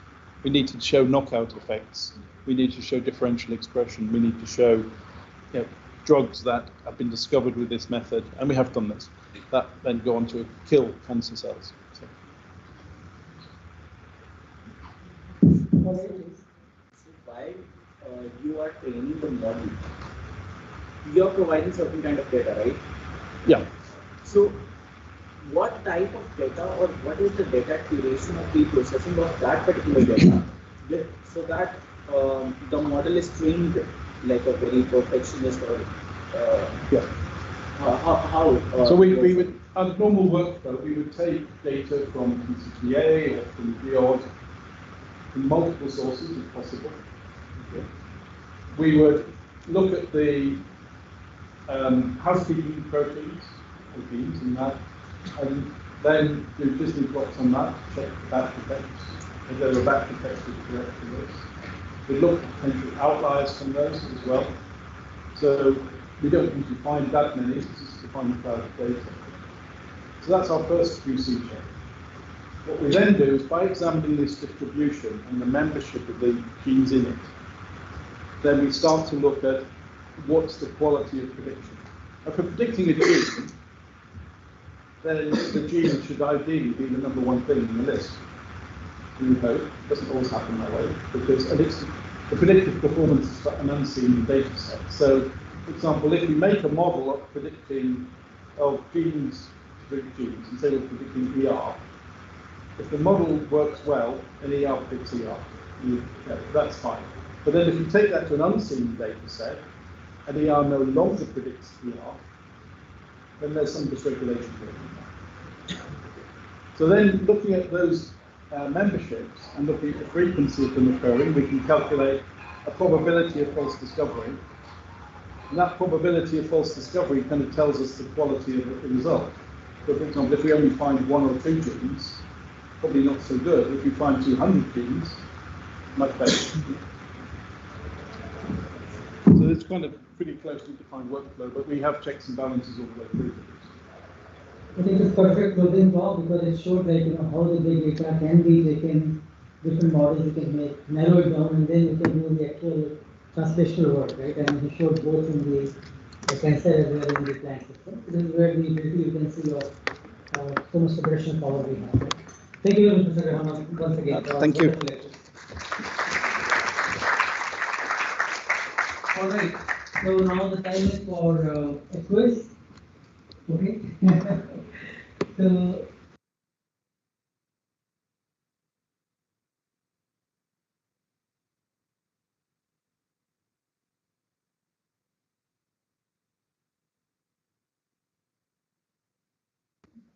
different platform, similar to Curve. everybody has to play with this thing. And how the online audience will do? Via phone. They can. So let's make announcement over there. Everybody should give their proper name. So let's make firstly an announcement of the guideline before we start, right? So people can play on their mobile, right? But you have to make sure whatever certificate name you have to provide the same name here, right? You can't have a nickname here. Hello. The real name and only they have to be your certificate based on the names. Hello. So just preferably the name through which you have made the registration. So then only the certificates will be generated. Yeah. So everyone, kindly open joinmyquiz.com. So online participants also, you can. So we got 2 participants till now. So join by your phone.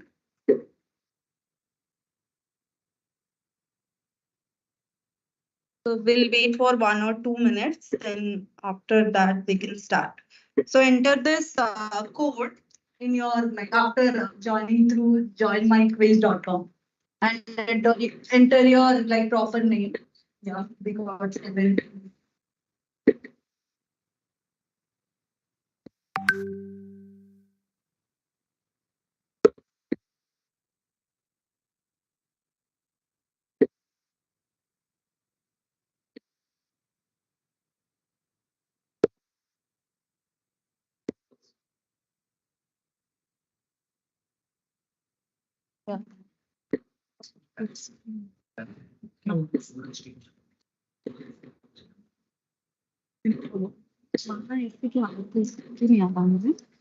ठीक है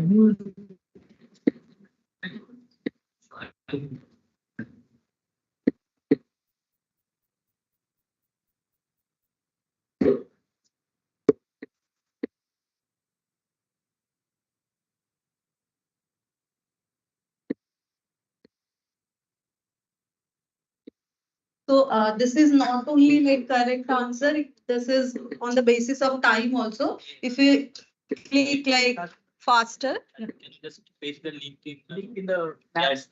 No, that way. Or yeah, use chat. Okay. Okay.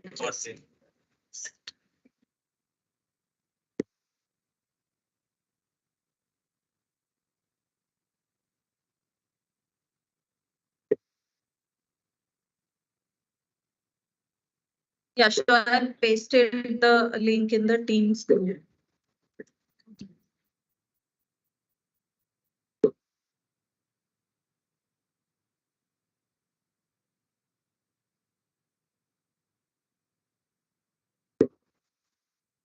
Also, the code I have pasted in Teams.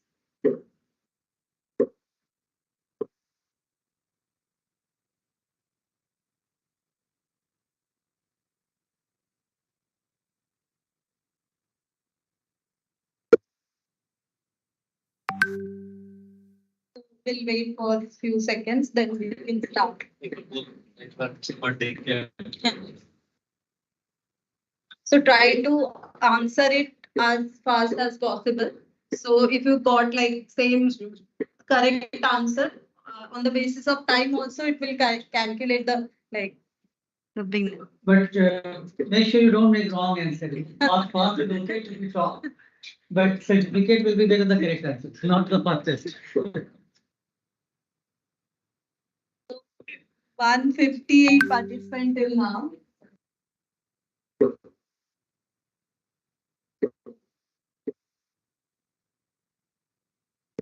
Lab members are not allowed. They can play. They can play, but We get floating around, yeah. But just to make sure that nobody's talking.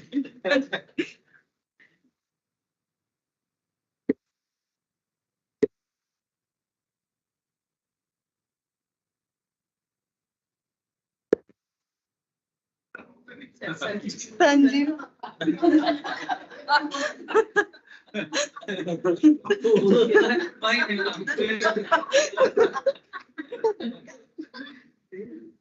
It's like God is the beginning, certificate policy. Trying to register from your name. 193.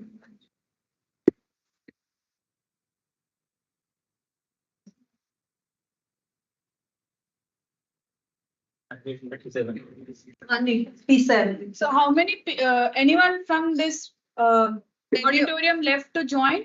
Everyone joined, right? Okay, 2-3 people, maybe we'll wait.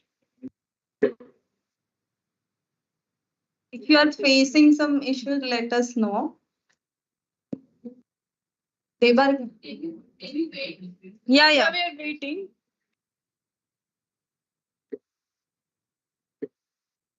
just type joinmyquiz.com. There is no space. Only type joinmyquiz.com. Then it will ask for codes. 194 till now.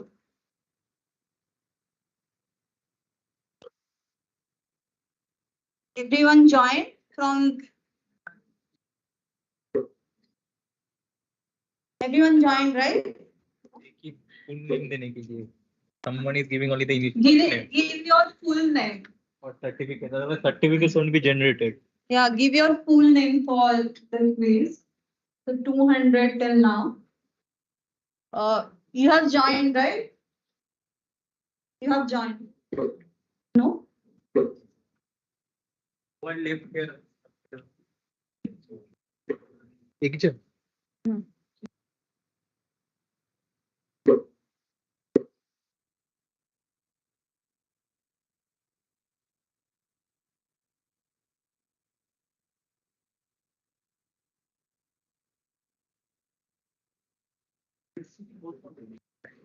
You joined, right? Yeah, you are. Okay. Shall we start? Now? 208. So we have 15 questions. Each question is for like 30 seconds or so. So try to answer it accordingly. I'll also flag the question here. You can see via your phone also. So 212 till now. So I'm starting. Okay. I think you have to start with some point. Yeah, okay. I'm starting the quiz.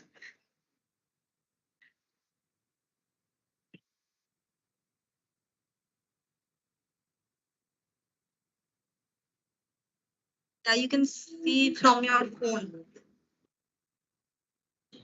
So question is integrin B2 may be activated in AML cells, presence of Mn2 plus ions. Both AML cells are presence of Mn2 plus cells. None of the above.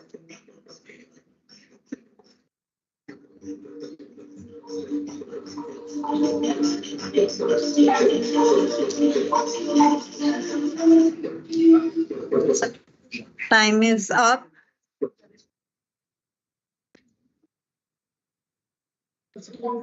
Okay.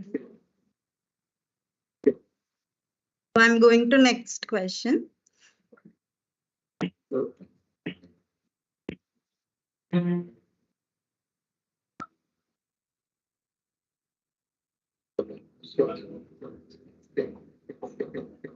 the question is structural surface geomics is integration of cell surface proteomics with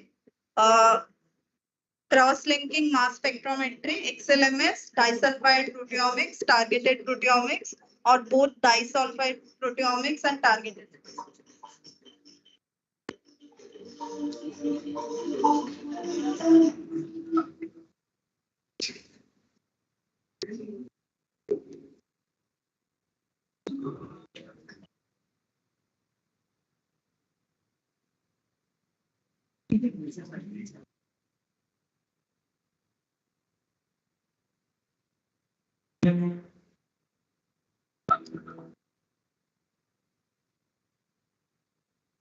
So the question is, what will be the M/Z difference between two isotopic peaks for a peptide in charge state 2?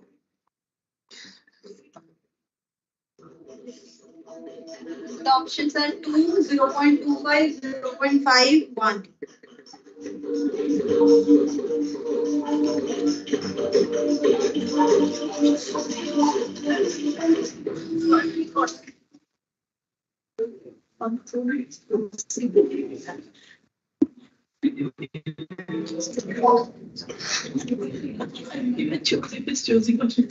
So the answer is 0.5. Next question.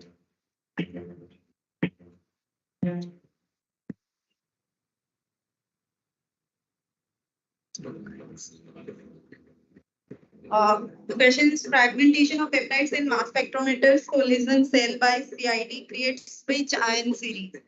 P and Q, B and Y, G and S, F and T.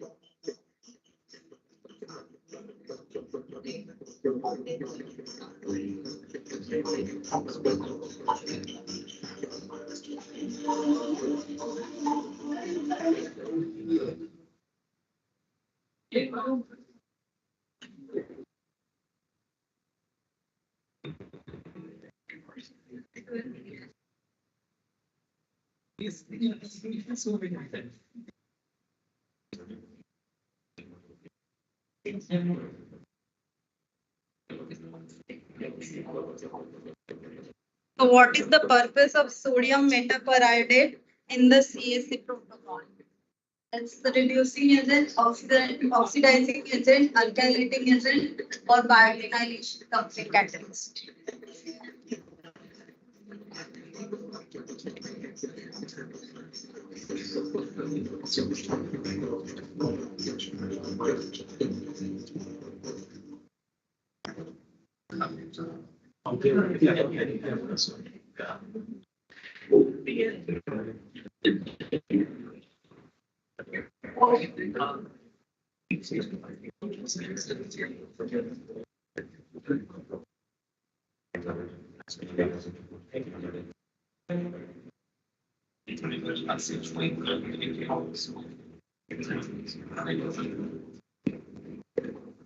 So the question is, what is the main purpose of washing the neutral beads following incubation with the lysate?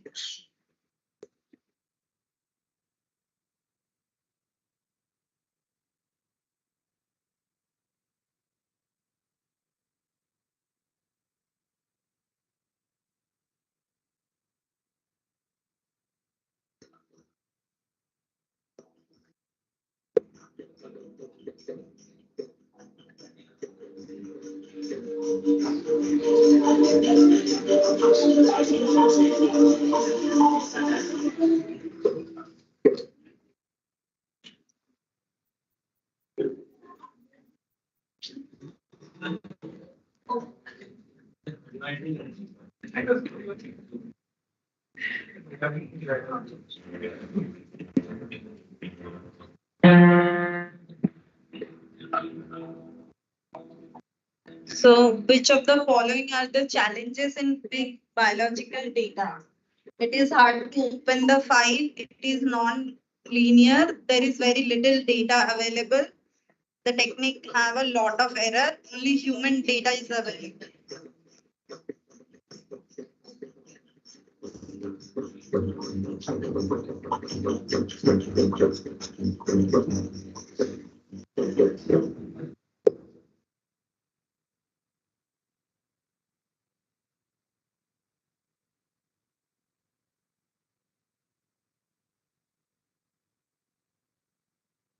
The answer is it is not linear, non-linear.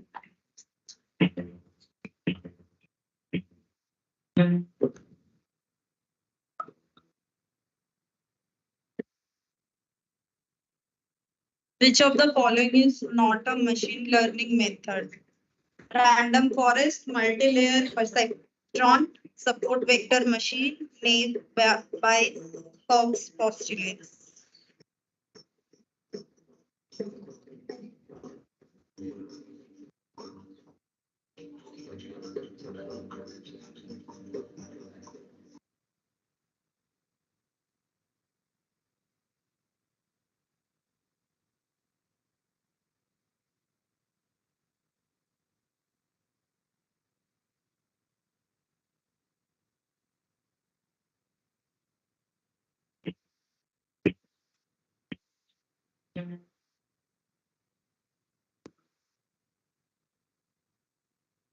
So which of the following is not a component of neural network algorithm and architecture? Momentum, hidden nodes, learning rate, transfer function, simulated and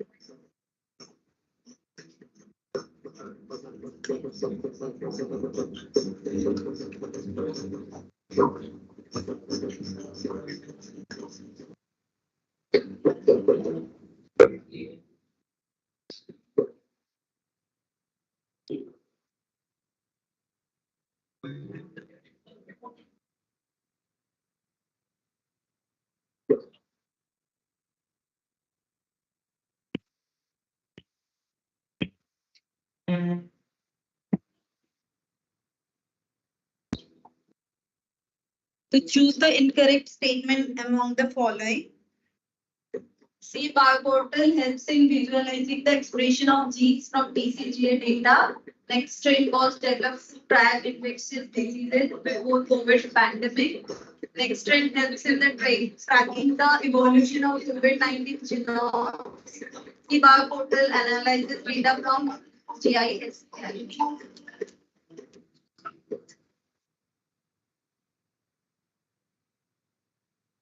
Oh, I sent the last.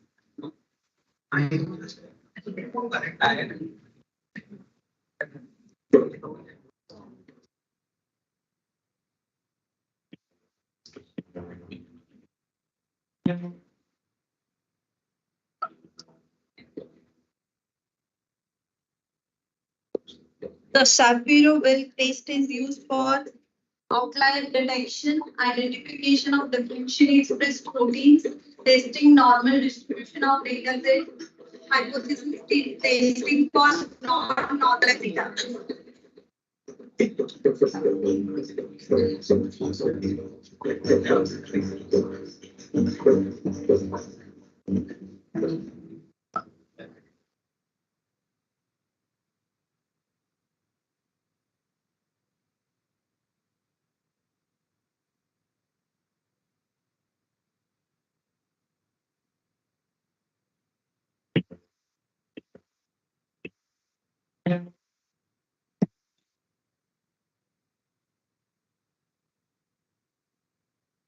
What is the primary search algorithm used in FragPipe?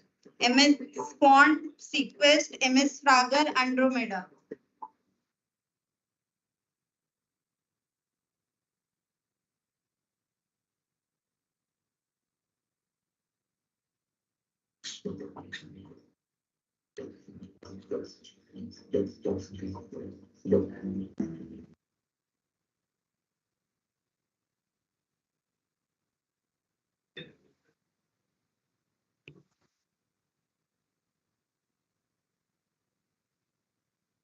So the answer is MS-Fragor. So move to next question.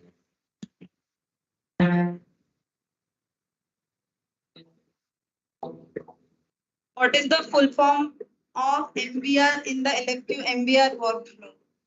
Multiple branching run, match between result, multiple bead run, match between runs.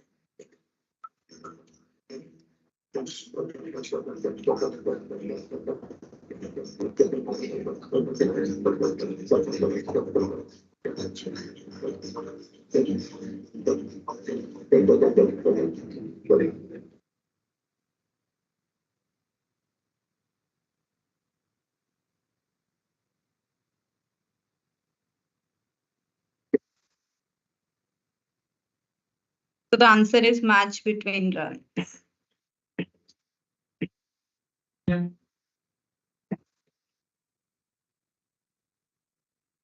So we have to refer this graph to answer this question. So this is the VSC standard curve, and we have given the average absorbance for X, Y, and Z samples. So you have to guess which has the lowest concentration and which have the highest concentration.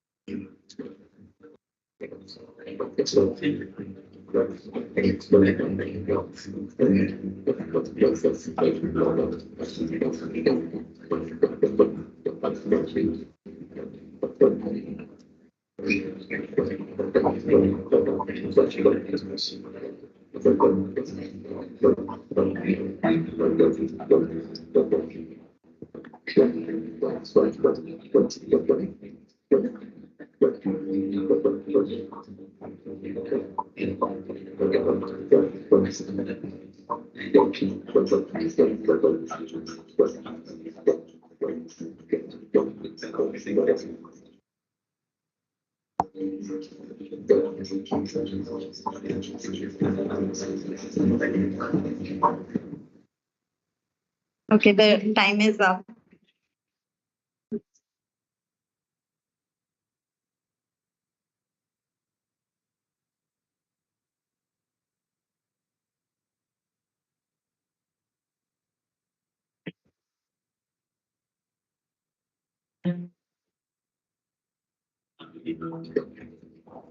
So next question is also based on the graph.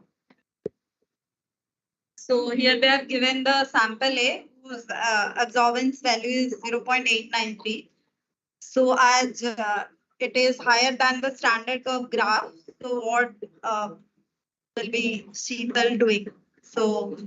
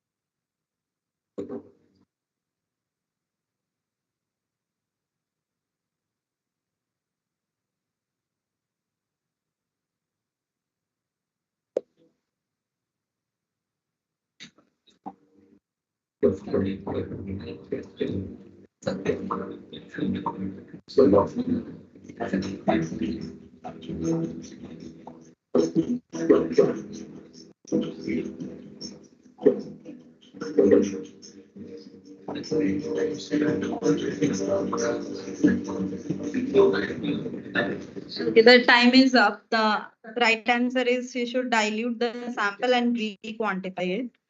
She should not throw the sample. So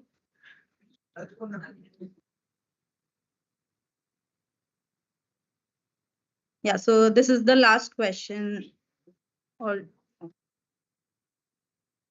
now we'll have the leaderboard.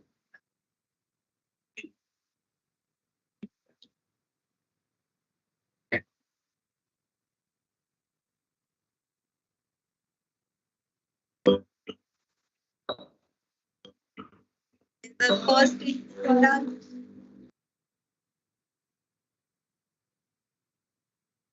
is Swaraj Jathal, then second is Nikita Sharma, third is, okay, it will come. Let's invite all the three winners here, if they are here. All right, winners, please come forward with your names are first, second, third.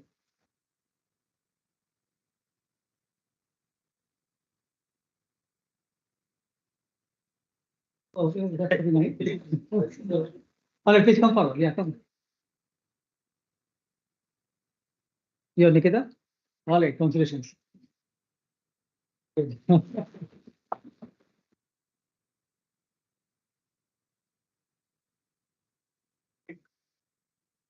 Yeah.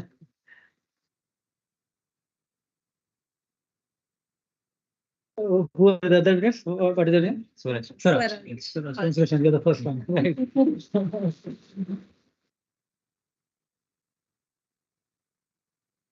Very good. And who else we left? Third, Devabrata. Devabrata. All right, let's congratulate him online. All right, I hope everybody enjoyed playing it. Participation was more important.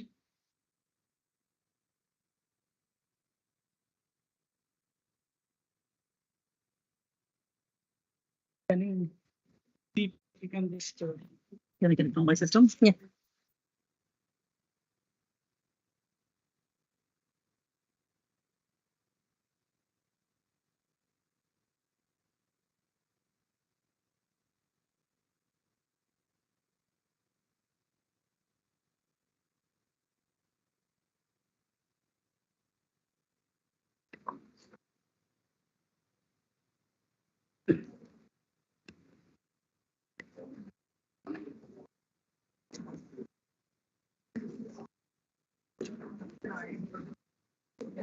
All right, everyone. So we are now in the final moments of finishing the workshop. So all of you worked very hard. So thank you for very active participation and coming here to learn the proteomics in the rain and monsoon despite all the challenges. So few announcements. The winners, once again, congratulations. We had not planned for this, and so there were no prizes kept here. But you will be rewarded in some way whenever we do the next workshop, which is most likely we'll be doing in the 2024 February. You can be invited participant, and you will be, of course, waived off the registrations and other expenses. So that will be a prize from our side.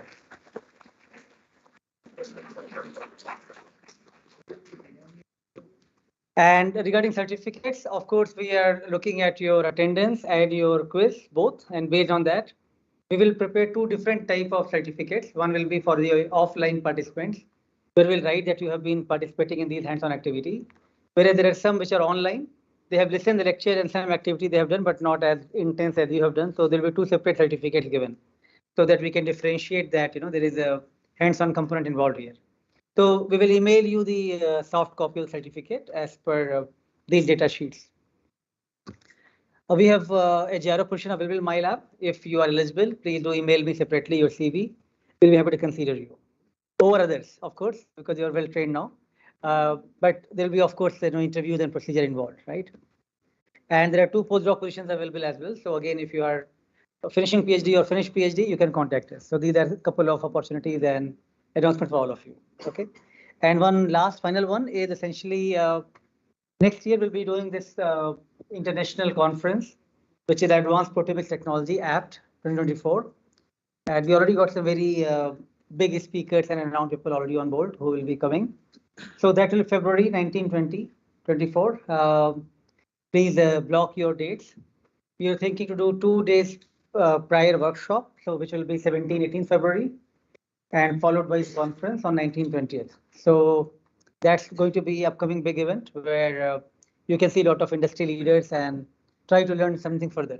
So we will plan that more meticulously and try to make give you the best latest technology that will be that time. Let me now thank all the team members who have been very instrumental. We have planned this thing on a very short time and notice, but they all work very hard to make sure that every winner is available.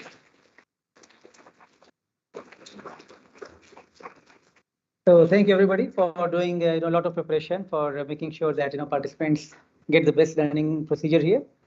And we will close the WhatsApp group tomorrow. We will make more announcements by today.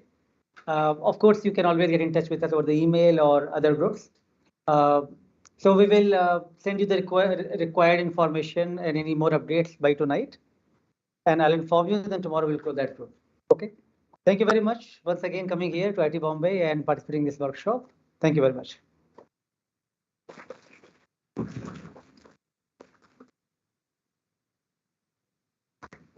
We can talk to online participants as well.